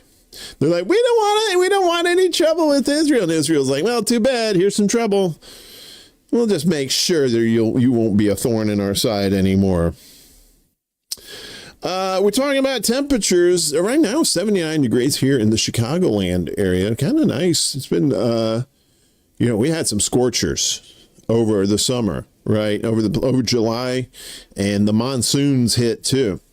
Well, we're not the only ones dealing with the heat. Apparently around the world there's some shit going on too, as Japan logs 2 new highest temperatures on record in a day. How do you do that? Japan has logged 2 new heat records in a day, with the mercury hitting 41.6 degrees Celsius or 106.8 degrees Fahrenheit for those here in the United States who don't know what the hell Celsius is. And then 41.8 degrees Celsius or 107 point in Japan. It's an island. According to the country's meteorological agency, warning that temperatures may rise further. The scorching temperatures in the city of Isasaki, located in the southern Gunma prefecture in the country's northern Kanto region, on Tuesday surpassed the previous record seen in the western Hyogo region, which was 41.2 degrees Celsius or 106.2 degrees Fahrenheit last week. Yeah, I know. That zoinks indeed. That's some hot ass, right? You want stir fry, you don't even need the heat. Just stick the pan outside. The previous high was 106 degrees Fahrenheit or 41.1 degrees Celsius, seen in 2020 and 2018. The record temperatures came as last month was declared the hottest since records began in 1898, the weather agency said on Friday, with the average monthly temperature 2.89 degrees Celsius above the 1991 to 2020 average. Last week in a tourist hotspot Kyoto, the mercury hit 104 degrees or 40 degrees Celsius. The first time any of its observation points, the oldest opened in the 1880s, the newest in 2002, had seen such a high, authorities said. Heat stroke alerts were issued in 44 of Japan's 47 prefectures. I guess that's their states. Japan's summer last year was the joint hottest on record, equaling the level seen in 2023, followed by the warmest autumn since records began 126 years ago. Look at that. Temperatures around the world have soared in recent years as climate change creates ever more erratic weather patterns, and Japan is no exception. Experts warn Japan's beloved cherry trees are blooming earlier due to the warmer climate, or sometimes not fully blossoming because autumns and winters are not cold enough to trigger flowering. The famous snow cap of Mount Fuji was absent for the longest recorded period last year, not appearing until early November, compared with the average of early October. Neighboring South Korea also saw its second hottest July with an average temperature of 27.1 degrees Celsius or 80.8 degrees Fahrenheit. Must be pretty cool there in South Korea, because 80 is not bad. It depends. According to the Meteorological Office, which has been collecting data since 1973, the hottest July on record in South Korea was in 94, when the average temperature reached 81.9 degrees Fahrenheit, about 27.7 Celsius. In Japan, some dams and paddies, I guess that's rice paddies, nationwide are experiencing a water shortage because those rice paddies need a shit ton of water, with farmers complaining that the sizzling heat combined with the lack of rain is slowing rice cultivation. Precipitation in July was low over wide areas of Japan, with northern regions facing the Sea of Japan experiencing record low rainfalls, it added. The rainy season ended about 3 weeks earlier than usual in western regions of Japan, another record. Every summer, Japanese officials urge the public to seek shelter in air-conditioned rooms to avoid heat strokes, stay hydrated, and avoid outdoor activities during peak heat hours. The elderly in Japan, which has the world's second oldest population after Monaco, are particularly at risk. This year, Western Europe saw its hottest June on record as extreme temperatures blasted the region in punishing back-to-back heat waves, according to the EU climate monitor Copernicus. Dangerous weather stretched into July, with separate research estimating that climate change made the temperature up to 4 degrees Celsius hotter, pushing the thermometer into deadly territory for thousands of vulnerable people and greatly worsening the projected death toll. Millions were exposed to high heat stress as daily average temperatures in Western Europe climbed to levels rarely seen before and never so early in the summer. SpaghettiOs. So what does that have to say about like Antarctica and places like that, where all that ice is just ready to be melted? Well, I don't see what these people have to worry about. I mean, sure, it may get a little hot where you're at, but you can always go up to like those cold places like Norway, and you can, and go up there and get nice and chilly, and just enjoy yourself and like, don't even know. Exceptional Nordic heat wave stumps tourists seeking shade. Wow! I can't even go to where the white people are. Even white people. Look at this guy. I'm so fucking hot. Please kill me or give me some water. I don't know if he can talk. I'm just assuming. Nordic countries are relieved after battling an exceptional heat wave which shattered the hopes of foreigners seeking to cool off in the far north. A disappointment meteorologists warn is likely to be repeated. Tourism has been on the rise in Nordic countries in recent years, driven in part by the trend of coolcations, where tourists flee the heat of the Mediterranean for milder temperatures in the north. But this year, record-breaking temperatures in July dashed tourists' hopes of escaping intense heat. I guess they could say that they're finished with this heat. They're finished. No, they don't.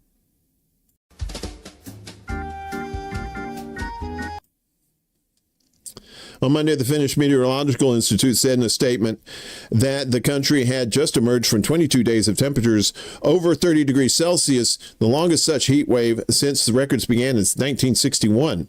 July was also the third hottest month recorded in Norway since records began in 1901, with temperatures 2.8 degrees Celsius higher than the seasonal average nationwide, according to the Norwegian Meteorological Institute. A 2-week heat wave beginning between July 12th and the 25th was also the hottest ever recorded in the country. So-called tropical nights, where the temperature doesn't drop below 20 degrees Celsius, has become commonplace in the region. The unusually high temperatures have been a shock to tourists seeking to escape the heat elsewhere. Masub al-Baka, a Stockholm resident, told AFP about his parents' surprise when they came over from Morocco to visit. They were actually quite surprised by the intensity of the heat here. They had expected a cooler break from the Moroccan summer, but instead it felt like the heat followed them all the way to Sweden, he said. I know, right? You think of like Norway and Sweden, you think about like, these, everything's made of chocolate and shit. You got the Swiss Alps and everything, everything's nice and, and there's sleighs and reindeer and now people are just like, that'd be like the snowbirds that go to Florida during the winter and they get to Florida and they're like, the hell, it's cold here too. Anyway, well, one place where it is cool is the moon. It's pretty chilly up there unless the sun's out, and then it's real damn hot. But you just jump yourself in a crater there and get yourself nice and chilly. And guess what? There might actually be a power plant up there soon, as the U.S. is aiming to win the second space race. Uh-oh, what are they going to do? What are these knuckleheads?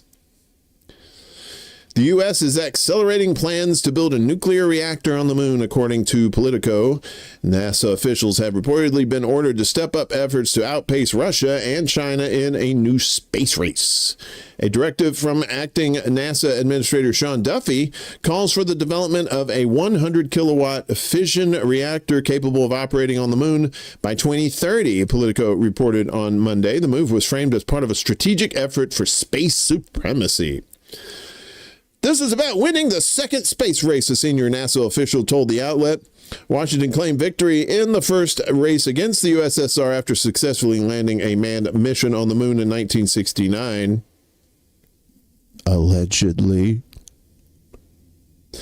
Nah, I think we landed on the moon. Maybe not. According to the document, also cited by other outlets, it's imperative the agency move quickly in securing the technology for future exploration and national security projects. There it is, national security. Ba-da-da-da-da. That's your drinking game right there. When they say national security, just drink yourself to death. Don't even stop drinking. The memo warned that if another country succeeds in deploying a lunar reactor first, it could declare a keep-out zone, which would significantly inhibit the United States. What do you think? Nuclear power is viewed as a breakthrough for sustained space exploration. Russia is developing its own space-based reactor for the Zeus nuclear-powered space tug, formerly known as the Transport and Energy Module. Yeah, the space tug sounds a lot better. NASA previously funded the development of a 40-kilowatt lunar fission system, awarding 3 companies $5 million each to study its feasibility. Long lunar nights and shadowed regions make solar energy unreliable, prompting interest in alternative solutions. Well, you can have both, because when that sun's out, holy shit, you got use the solar panels during the day, and then at night, use the thit. Prompting interest in alternative solutions. Duffy, who also serves as Secretary of Transportation, Pete Buttigieg never said nothing about sticking shit on the moon. He said we can't make roads to the moon. What do I care about the moon? We can't make a highway to the moon. Was appointed acting NASA chief last month by U.S. President Donald Trump, I'm sure, in some sort of bullshit cost-cutting measure. Under the Trump administration, the agency's focus has shifted to manned missions to the moon and Mars, while funding for robotic science missions has been reduced as part of broader government spending cuts. We're going to the moon, and we're going to stick 3 Mile Island on the moon. Get on the Space Force. Yeah, they need a train. They need a train from Earth to the moon. The Space Force train. Come on, everybody. We're going to the moon. This is probably the most retarded thing I ever heard next to blind. Yeah, I know. I saw that article too. Some company wants to make this 3,600 square kilometer fake cloud or something to block out the sun. I mean, that is just some straight up. That is straight up, idiocracy shit right there. For reals.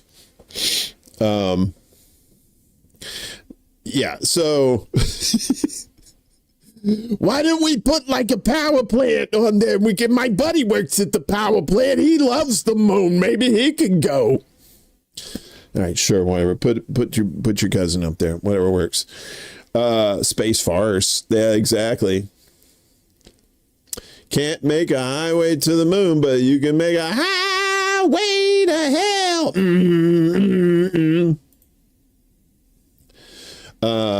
Yeah, that's kind of wild. So, I mean, I want Star Trek to happen, but I don't want these fuckers running the show. That's for sure. So, do you like U.S. troops on your soil? Not necessarily at bases, but like, getting in your face when you're trying to protest. I know you do. Well, guess what? More's coming, apparently. The sharing of biased and false news has become all too common on social media. More alarming, some media outlets are true without checking facts first. Unfortunately, some members of the media use their platforms to push their own personal bias and agenda to control exactly what people think. And this is extremely dangerous to our democracy. All right, there's Petey. There's your boy Pete. Here it comes. Leaked Hegseth memo suggests more U.S. troops on the streets. New reporting based on a leaked briefing memo from a recent meeting between high-level officials at the Department of Homeland Security and Defense Department sparked fresh warnings on Saturday about the Trump administration's internal plans to increase its domestic use of the U.S. military. Yay! It's martial law. It's martial law. According to Greg Sargent of the New Republic, which obtained the memo, the document suggests that Trump's use of the military for domestic law enforcement on immigration could soon get worse.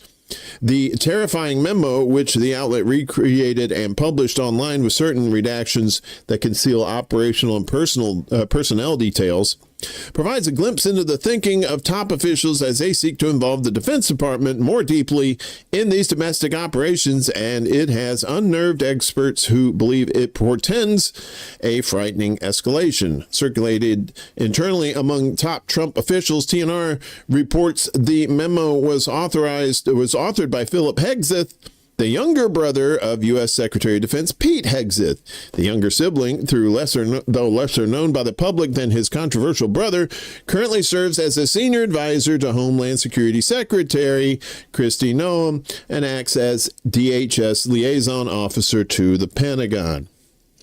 Yeah. The meeting between DOD and DHS officials and the memo centers on Philip Hegseth's push for closer collaboration between the two departments, especially with regard to operations on the ground, like those that happened earlier this year in Los Angeles when National Guard units and later U.S. Marines were deployed in the city to help ICE agents and local law enforcement put down local protests sparked by raids targeting immigrants and workers.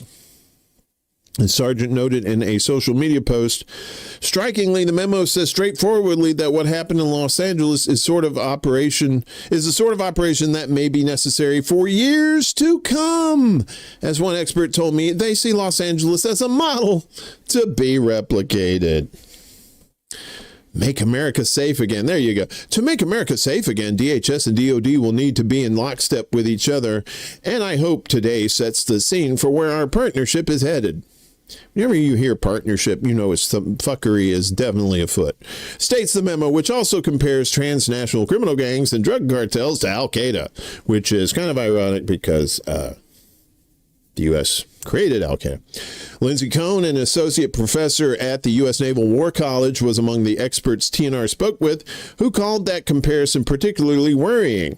The conflation of a low-level threat like transnational criminal organizations with Al-Qaeda, which was actually attempting to topple the U.S. government, is a clear attempt to use excessive force for a purpose normally handled by civil authorities, said Cohn. Sociology professor Kim Lane Chappelle, this Chappelle show, a scholar who studies the rise of autocracy at Princeton University, was among those who raised alarm in response to the published reporting and the contents of the memo.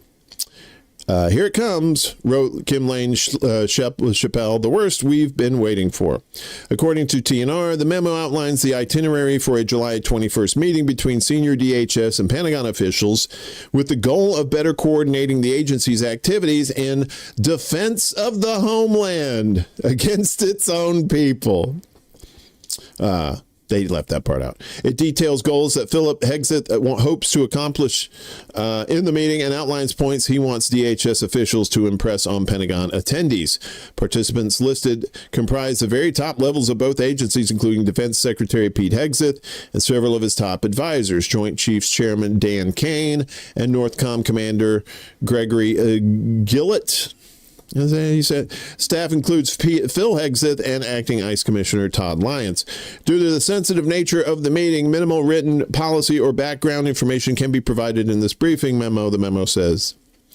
Joseph Nunn, counsel for the Liberty and National Security Program at the Brennan Center for Justice, told TNR it was disturbing to see DHS officials pressuring the U.S. military to turn its focus inward even further. Nunn added that the memo suggests that military involvement in domestic civilian law enforcement is set to become more common if the policy recommendations put forth by Philip Hegseth take hold. Following publication of his reporting, Sargent said he wanted to flag something specific for readers. It looks plausible that the Hegseth brothers are trying to push military leaders further on involving military in domestic law enforcement, he noted. Two experts I spoke with read the memo that way. There may be a bigger story here to get. Well, if you're put more troops on the streets for national security, it's all about that national security. No trouble. What are you doing here? Okay. So you may have heard about this. The jobs report that came out Friday wasn't quite as good as Trumpy wanted. So what's he do? He said, let's kill the messenger. More or less. Something like that. As Trump says to name a new labor statistics chief this week. Okay. Everybody's fired. I mean, if you kill everybody. Trumpy said Monday that he'd pick an exceptional replacement for his labor statistics chief days after ordering her dismissal after a report showed weakness in the jobs market. In a post on his Truth Social platform, Trump reiterated without providing evidence, of course, that Friday's employment report was rigged. Yeah, because if it hadn't been rigged, if it had been to his favor, it wouldn't have been rigged, would it? Go Start. What's up? Good to see you, buddy. Over there on the Rumbly Tumblies. He alleged that Commissioner of Labor Statistics Erica McEntarfer, that's an unfortunate last name, Erica Entarfer had manipulated data to diminish his administration's accomplishments, drawing sharp criticism from economists and a professional association. We'll be announcing a new labor statistician sometime over the next 3 or 4 days, Trump told reporters Sunday. He added Monday, I will pick an exceptional replacement. U.S. job growth missed expectations in July. Figures from the Bureau of Labor Statistics showed, and sharp revisions to hiring figures in recent months brought them to the weakest level since the COVID-19 pandemic. Oh, my. And usually those things are bullshit anyway. Trump ordered the removal of McEntarfer hours after the figures were published. We had no confidence. I mean, the numbers were ridiculous, Trump told reporters Sunday. He charged that McEntarfer came up with phenomenal numbers on his predecessor Joe Biden's economy before the 2024 election. Yeah, I could totally see fudging numbers. But you need proof that happened. Even as he called for more reliable data Monday, White House economic advisor Kevin Hassett conceded that the jobs market was indeed cooling. But Hassett maintained in a CNBC interview that his softening did not reflect the incoming effects of Trump's flagship tax and spending legislation. No, of course not. Signed into law early next month. U.S. employment data point to challenges as companies took a cautious approach in hiring and investment while grappling with Trump's sweeping and rapidly changing tariffs this year. As we told you earlier, the United States added 73,000 jobs in July, while the unemployment rate rose to 4.2%. The Department of Labor reported hiring numbers for May were revised down from 144,000 to 19,000. The figure for June was shifted from 147,000 to 14,000. These were notably lower than job creation levels in recent years. During the pandemic, the economy lost jobs. Over the weekend, Hassett defended McIntyre's firing in an NBC News interview. The president wants his own people there so that when we see the numbers, they are more transparent and more reliable. Well, he wants his own people there, but not for that reason. Trump's decision has come under fire. William Beach, who previously held McIntyre's post, said the move set a dangerous precedent. The National Association for Business Economics condemned her dismissal, saying large revisions in job numbers reflect not manipulation, but rather the dwindling resources afforded to statistical agencies. In addition to a successor to McIntyre, Trump is also expected to name a replacement for Federal Reserve Governor Adriana Kugler. Kugler's early resignation, effective Friday, allows Trump a vacancy to fill as he pushes the independent central bank to lower interest rates. German Finance Minister Lars Klingbeil on Monday emphasized the importance of supporting independent, neutral, and proven institutions. He said it's right that independent institutions remain independent and that politics do not interfere with them. But a jobs report, which definitely affects someone's popularity, is definitely something you need to look at. McIntyre, a labor economist, was confirmed to the commissioner role in January 2024. There you go. So, Coast Guard report reveals who is to blame for the Titan submersible explosion. Really? Is that breaking news? No, it's not breaking news. I have a breaking news thing now. You want to see it? I'll show you I have a breaking news. I rarely do breaking news, if ever, but I got to show you the breaking news because I made it and I like it. So here we go.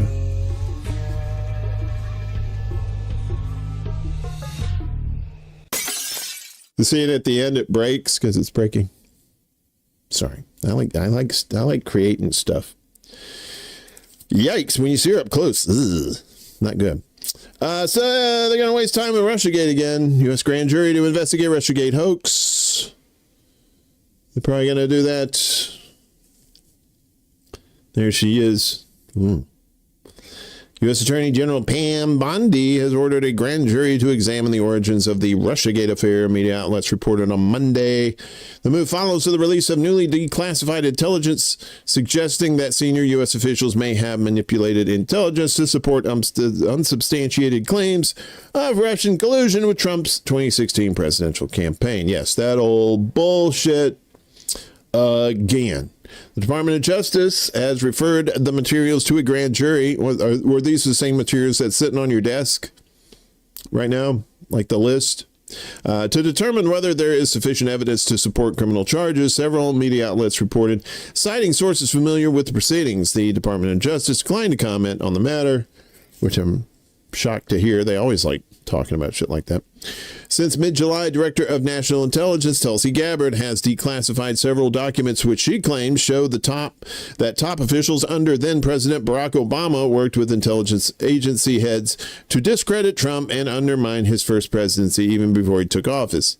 Among those named in the allegations are former FBI Director James Comey, former CIA Director John Brennan, and former Director of National Intelligence James Clapper. And they should have had James Clapper up on charges many years ago for lying to Congress about, we're not surveilling the public. No, we're not doing any of that. We don't keep that shit. Yeah, you did all that stuff. You lied to Congress. Nothing fucking happened to him.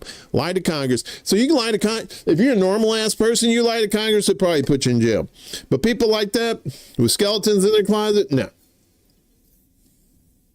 They ain't gonna do that. Clapper. Gabbard alleges they manipulated intelligence assessments to portray Chump. I'm going to just call him Chump from now on, as the preferred candidate of the Russian government. Moscow has consistently denied interfering in the 2016 election, with Russians officials characterizing the U.S. accusations as a product of partisan infighting, which is exactly what it is, because Hillary Clinton didn't want to admit she ran one of the shittiest political presidential campaigns in history and decided to blame the Russians for her defeat. And a lot of stupid people believed her. While special counsel Robert Mueller led a sweeping probe into alleged Russian interference, his 2019 report did not result in any charges supporting the claim that Trump had conspired with Moscow. So let's waste more time. I mean, I understand people lie, but if you're going to go after liars like this, go after all the liars. You have a little bit more respect for you then. So, meanwhile, tensions between South Korea and North Korea are always spurred on by the United States. But when they do things by themselves, they tend to chill. So, what's been going on between the two? South Korea had these giant loudspeakers that they're pointing towards North Korea, blasting them with propaganda 24/7. And in response, the North Koreans would send over balloons with all their garbage in it, and the balloons would pop, and then they would rain garbage. Nothing toxic or anything like that. Just like wasted whatever it is. I don't think food was in there. I don't think they have that much food in there, but it could be wrong. So, but South Korea has decided to dismantle their border loudspeakers to ease tensions with North Korea. See what happens when the U.S. doesn't get involved. South Korean authorities began removing loudspeakers blaring anti-North Korean broadcasts across the country's border, Seoul's Ministry of National Defense has said, as the new government of President Lee Jae-myung seeks to ease tensions with Pyongyang. Starting today, the military has begun removing the loudspeakers. Lee Kyung-ho, a spokesman of South Korea's defense ministry, told reporters yesterday. Shortly after he took office in June, Lee's administration switched off propaganda broadcasts criticizing the North Korea regime as it looks to revive stalled dialogue with its neighbor. But North Korea recently rebuffed the overtures and said it had no interest in talking to South Korea. The countries remain technically at war because the 1950-1953 Korean War ended in an armistice, not a peace treaty, and relations have deteriorated in the last few years. It's a practical measure aimed at helping ease tensions with the North, provided that such actions do not compromise the military's state of readiness, the ministry said in a statement on Monday. All loudspeakers set up along the border will be dismantled by the end of the week, he added, but it did not disclose the exact number that would be removed. President Lee, recently elected after his predecessor was impeached over an abortive martial law declaration, had ordered the military to stop the broadcast in a bid to restore trust. Relations between the two Koreas had been at one of their lowest points in years, with Seoul taking a hard line towards Pyongyang, which has drawn ever closer to Moscow in the wake of Russia's full-scale invasion of Ukraine. The previous government started the broadcast last year in response to a barrage of trash-filled balloons, as we said, flown southward by Pyongyang. So the North Koreans literally trash-talking South Korea, and South Korea says, all right. We're cool for now. Let's just try not to do that anymore.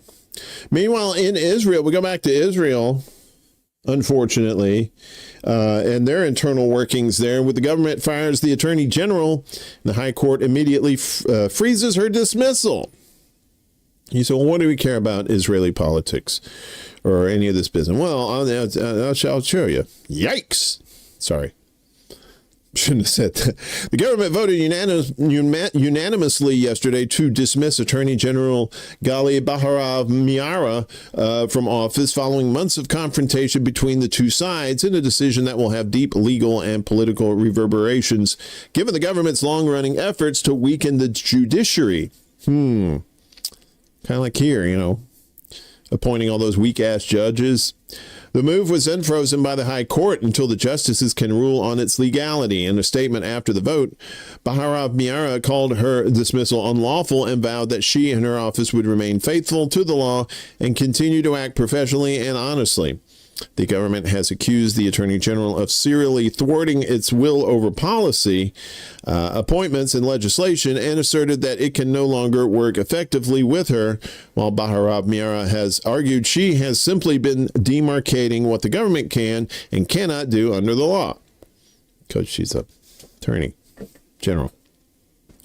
Bahar Miara refused to attend the cabinet meeting at which she was to be dismissed, instead sending ministers a letter warning that efforts to fire her would mortally harm the rule of law in Israel and undermine democracy. I tried that once at I was at a Pizza Hut, and they tried to fire me, and I sent them a letter saying that if you fire me, the rule of law, it will be undermined. It will be undermined.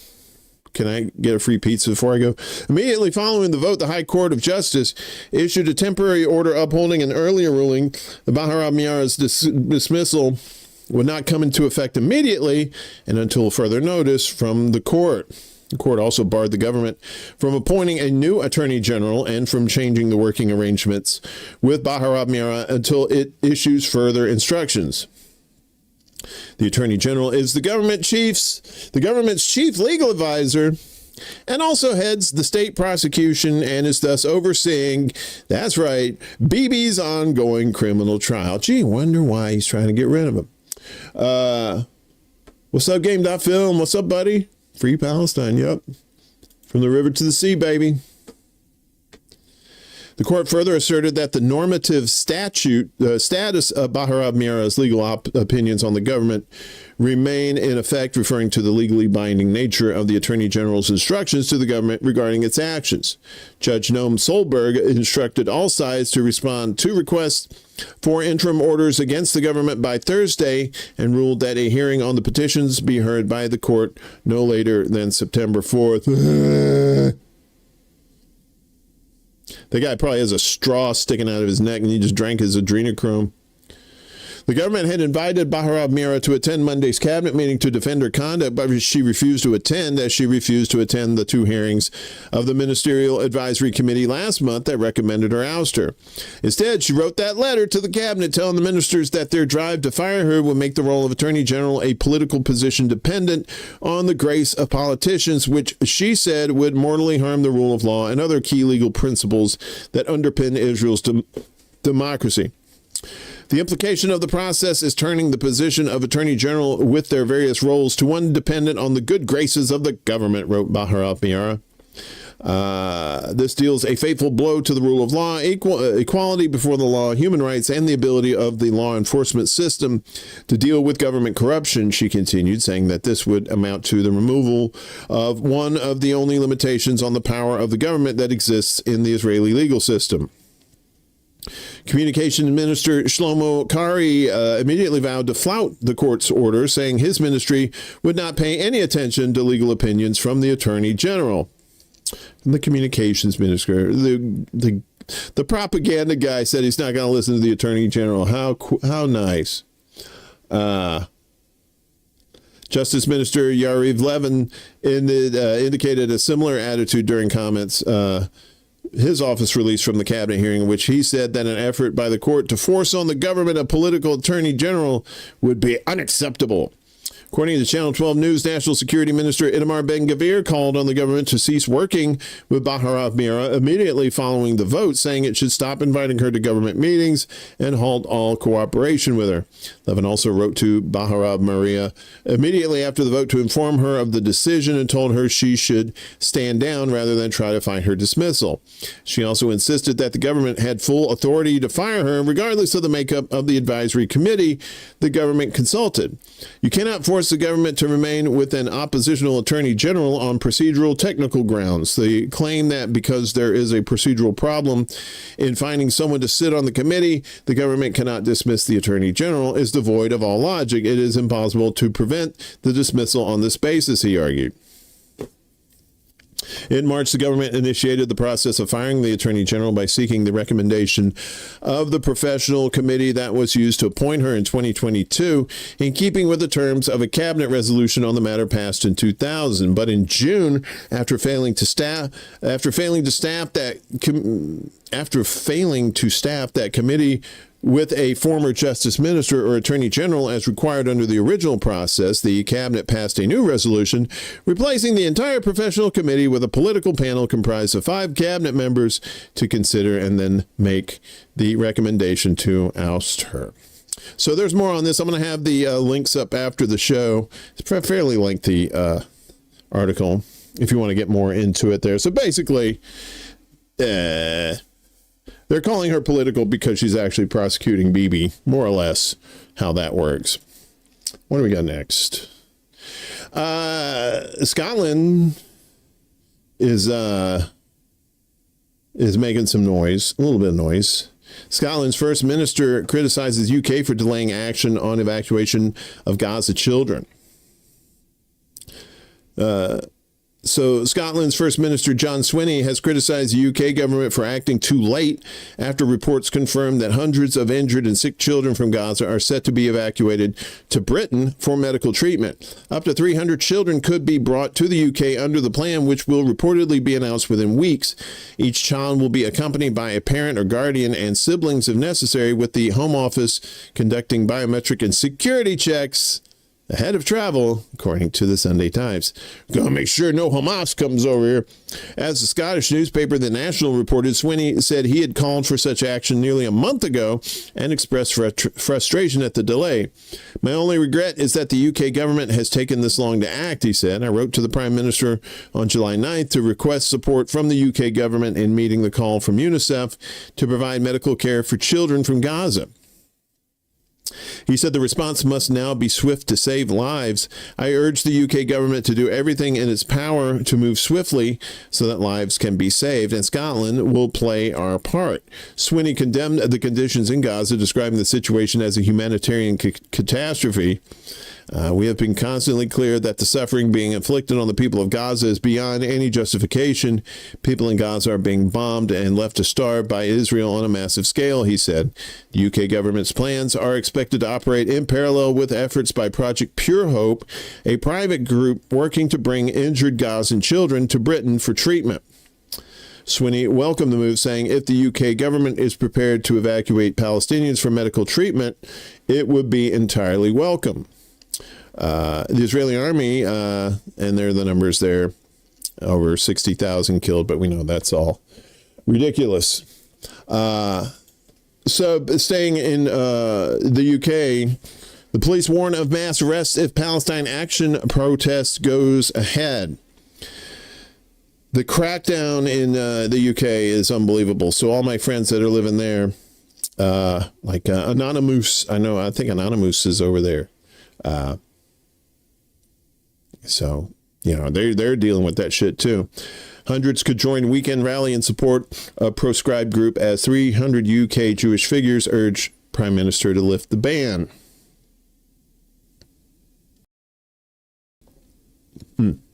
Sorry.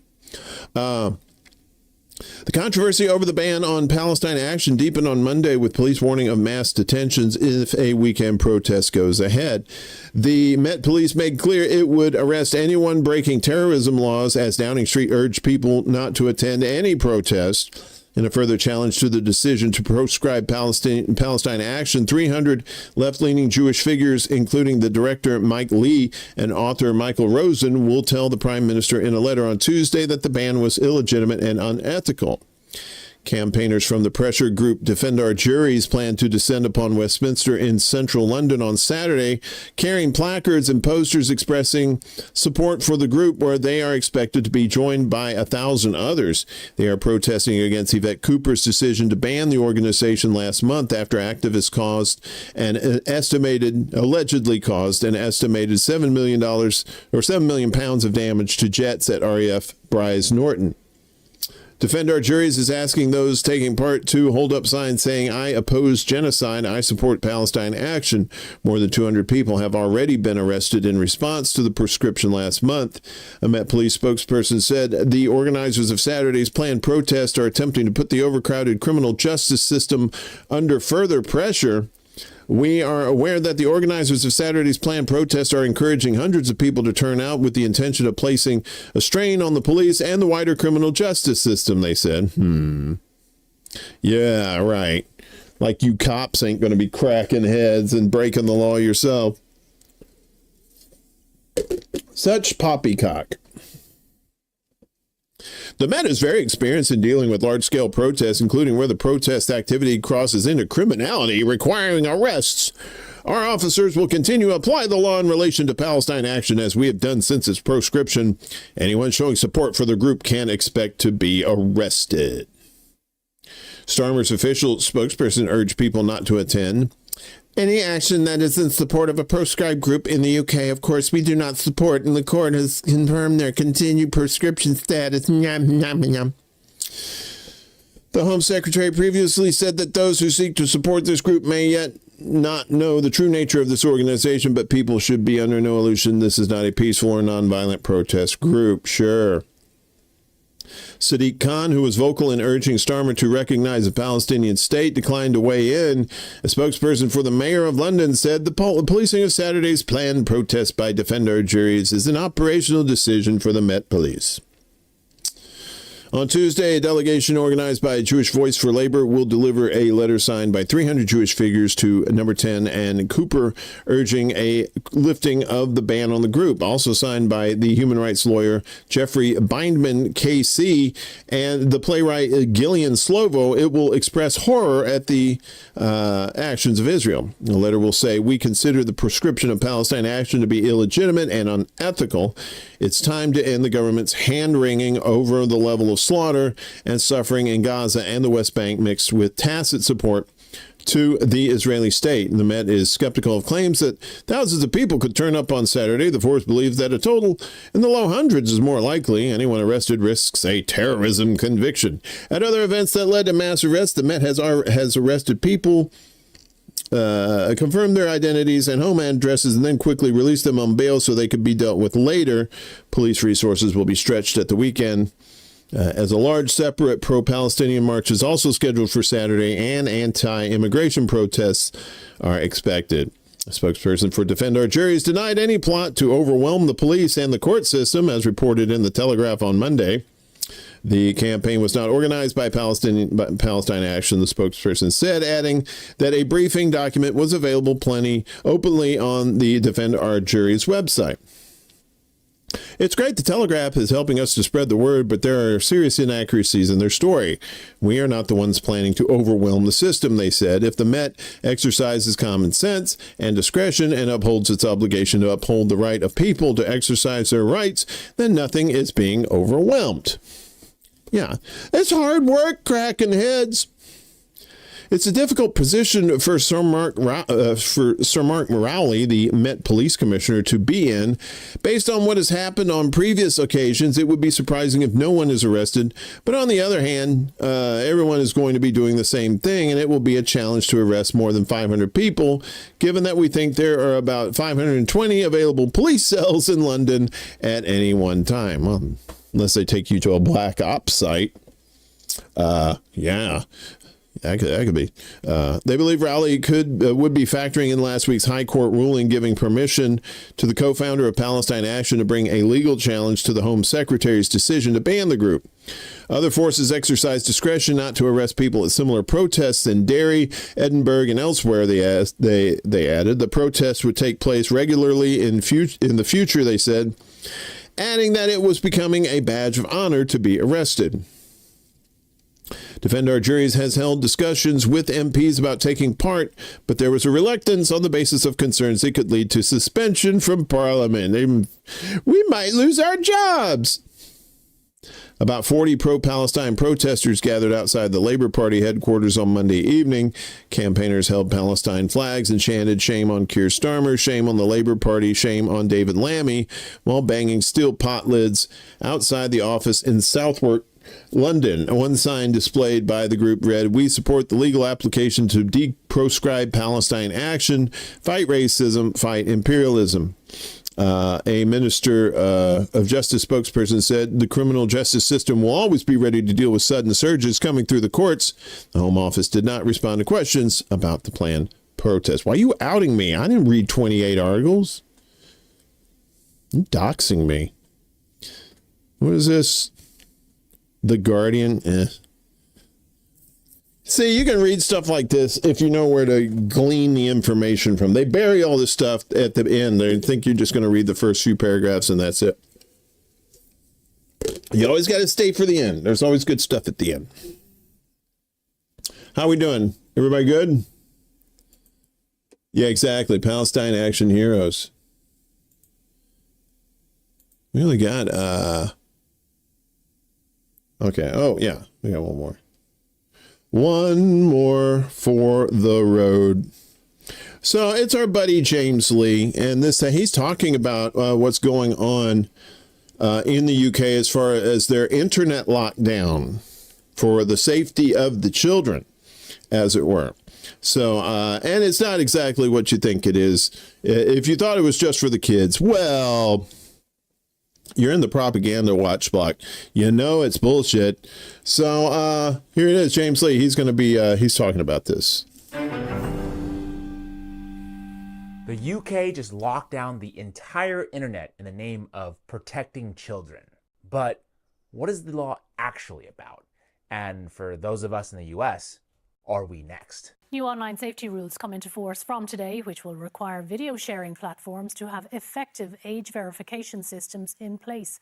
Sites such as Instagram, Facebook, YouTube, TikTok and X will be legally obliged to protect users from harmful content under the Online Safety Code. In July of 2025, the UK began enforcing the Online Safety Act, a new law that the UK government says will keep children safe online. But effectively what it does is block access to entire websites unless users prove their age. For example, Reddit has blocked access to specific subreddits like r/periods, r/stop smoking, r/stop drinking, r/sexual assault for UK-based users who don't complete its age verification process. And in terms of what you need to do to verify your age, Ofcom, the UK's communications regulator, outlined a range of acceptable age verification options, including facial age estimation, which assesses a person's likely age through a live video or photo, checking a person's age via credit card provider, bank or mobile phone network operator, photo ID matching, where a passport or similar ID is checked against a selfie, or a digital identification wallet that contains proof of age. And just to be clear, this is not just for adult websites. Users are now required to submit face scanning age checks just to listen to music on Spotify. Okay, this applies to any site the government deems, quote, potentially harmful to children, which according to the BBC includes also breaking news and information about Gaza and Ukraine. And there, they've given the whole game away. Either you hand over your ID, let them scan your face, give up your bank info, or you lose access to entire sections of the internet. That is not child safety. That is a soft social credit system. That is surveillance. That is a police state. And if you're watching this from the US thinking, well, that's the UK, we still have the First Amendment, think again. Because the exact same playbook is already being rolled out here in numerous states, Utah, Arkansas, Texas, Louisiana, many others.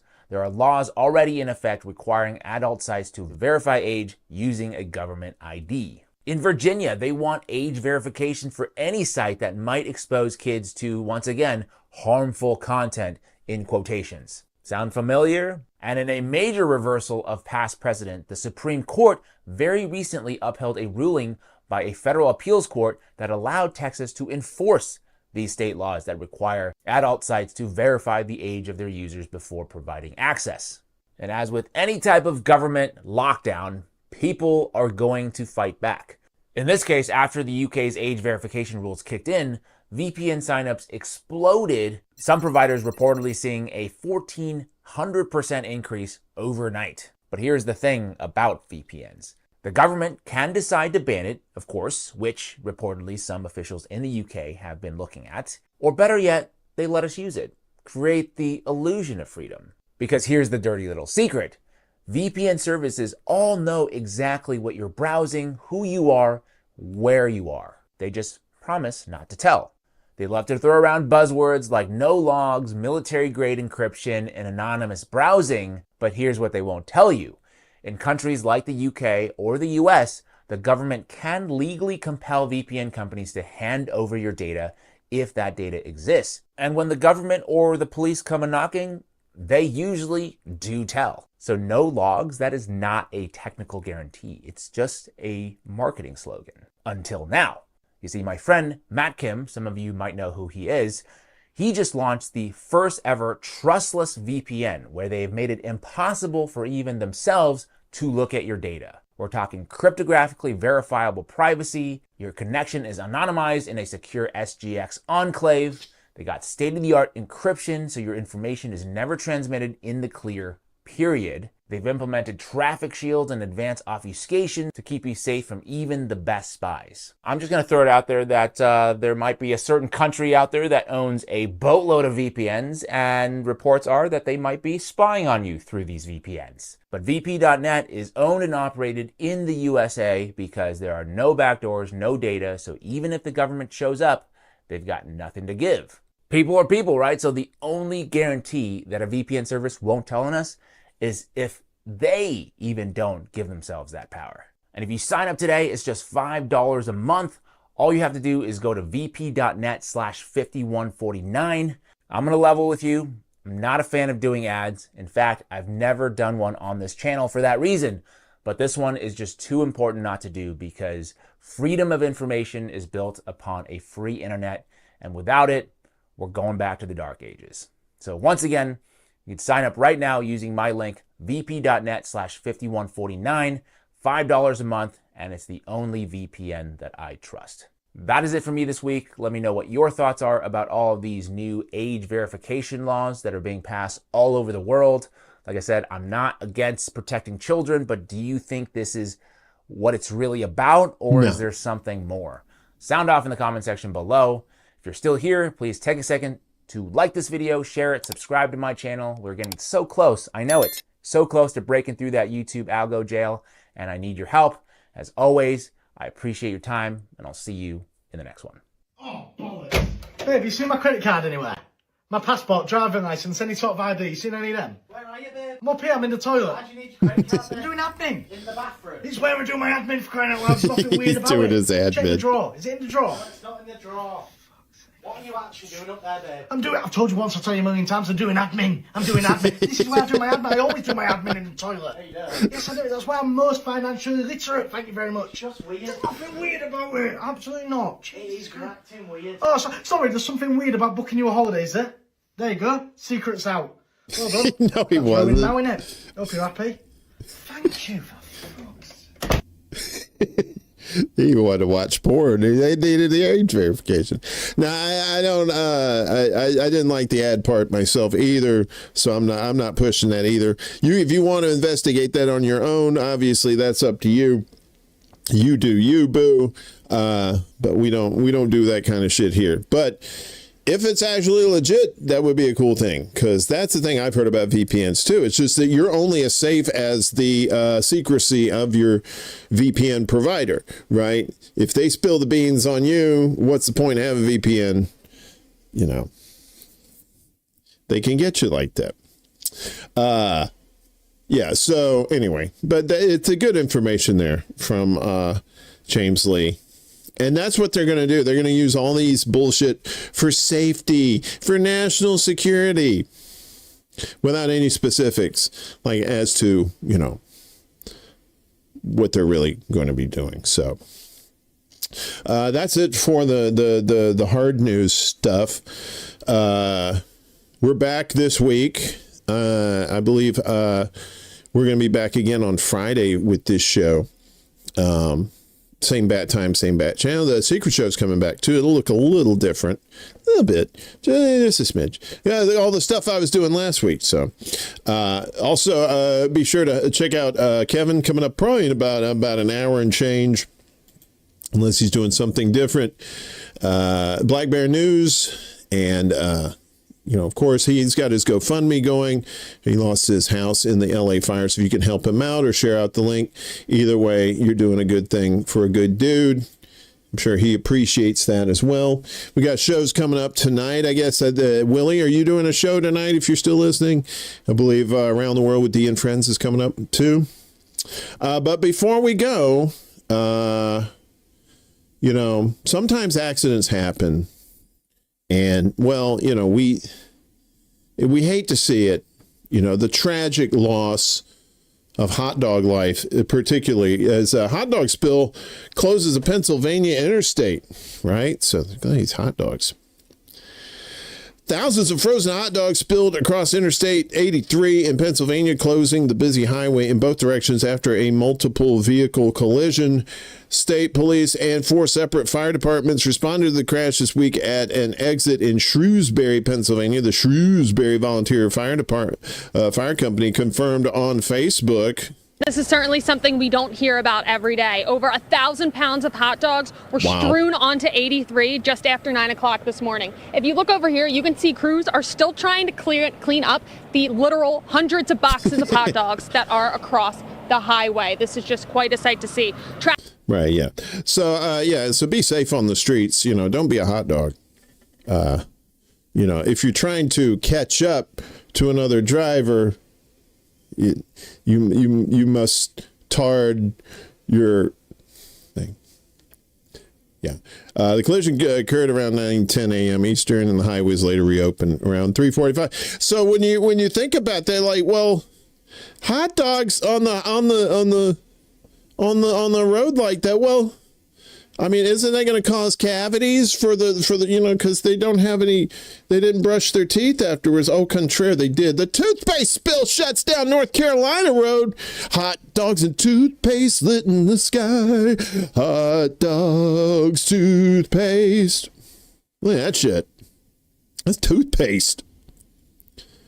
North Carolina road was temporarily closed so crews could clean up the minty fresh mess of spilled toothpaste mixed with sawdust. The ash, that I heard that gets your teeth really white, much better than that like charcoal. The Asheboro Police Department said on social media that the incident occurred Wednesday morning on Gold Hill Road between Old Liberty Road and Giles Chapel Road. Spilled toothpaste mixed with sawdust may smell good, but it sure is slippery, the department said. The roadway was reopened Wednesday. Toothpaste. Hot dogs and toothpaste. You didn't think that you was going to see that coming. I know. Highway dogs.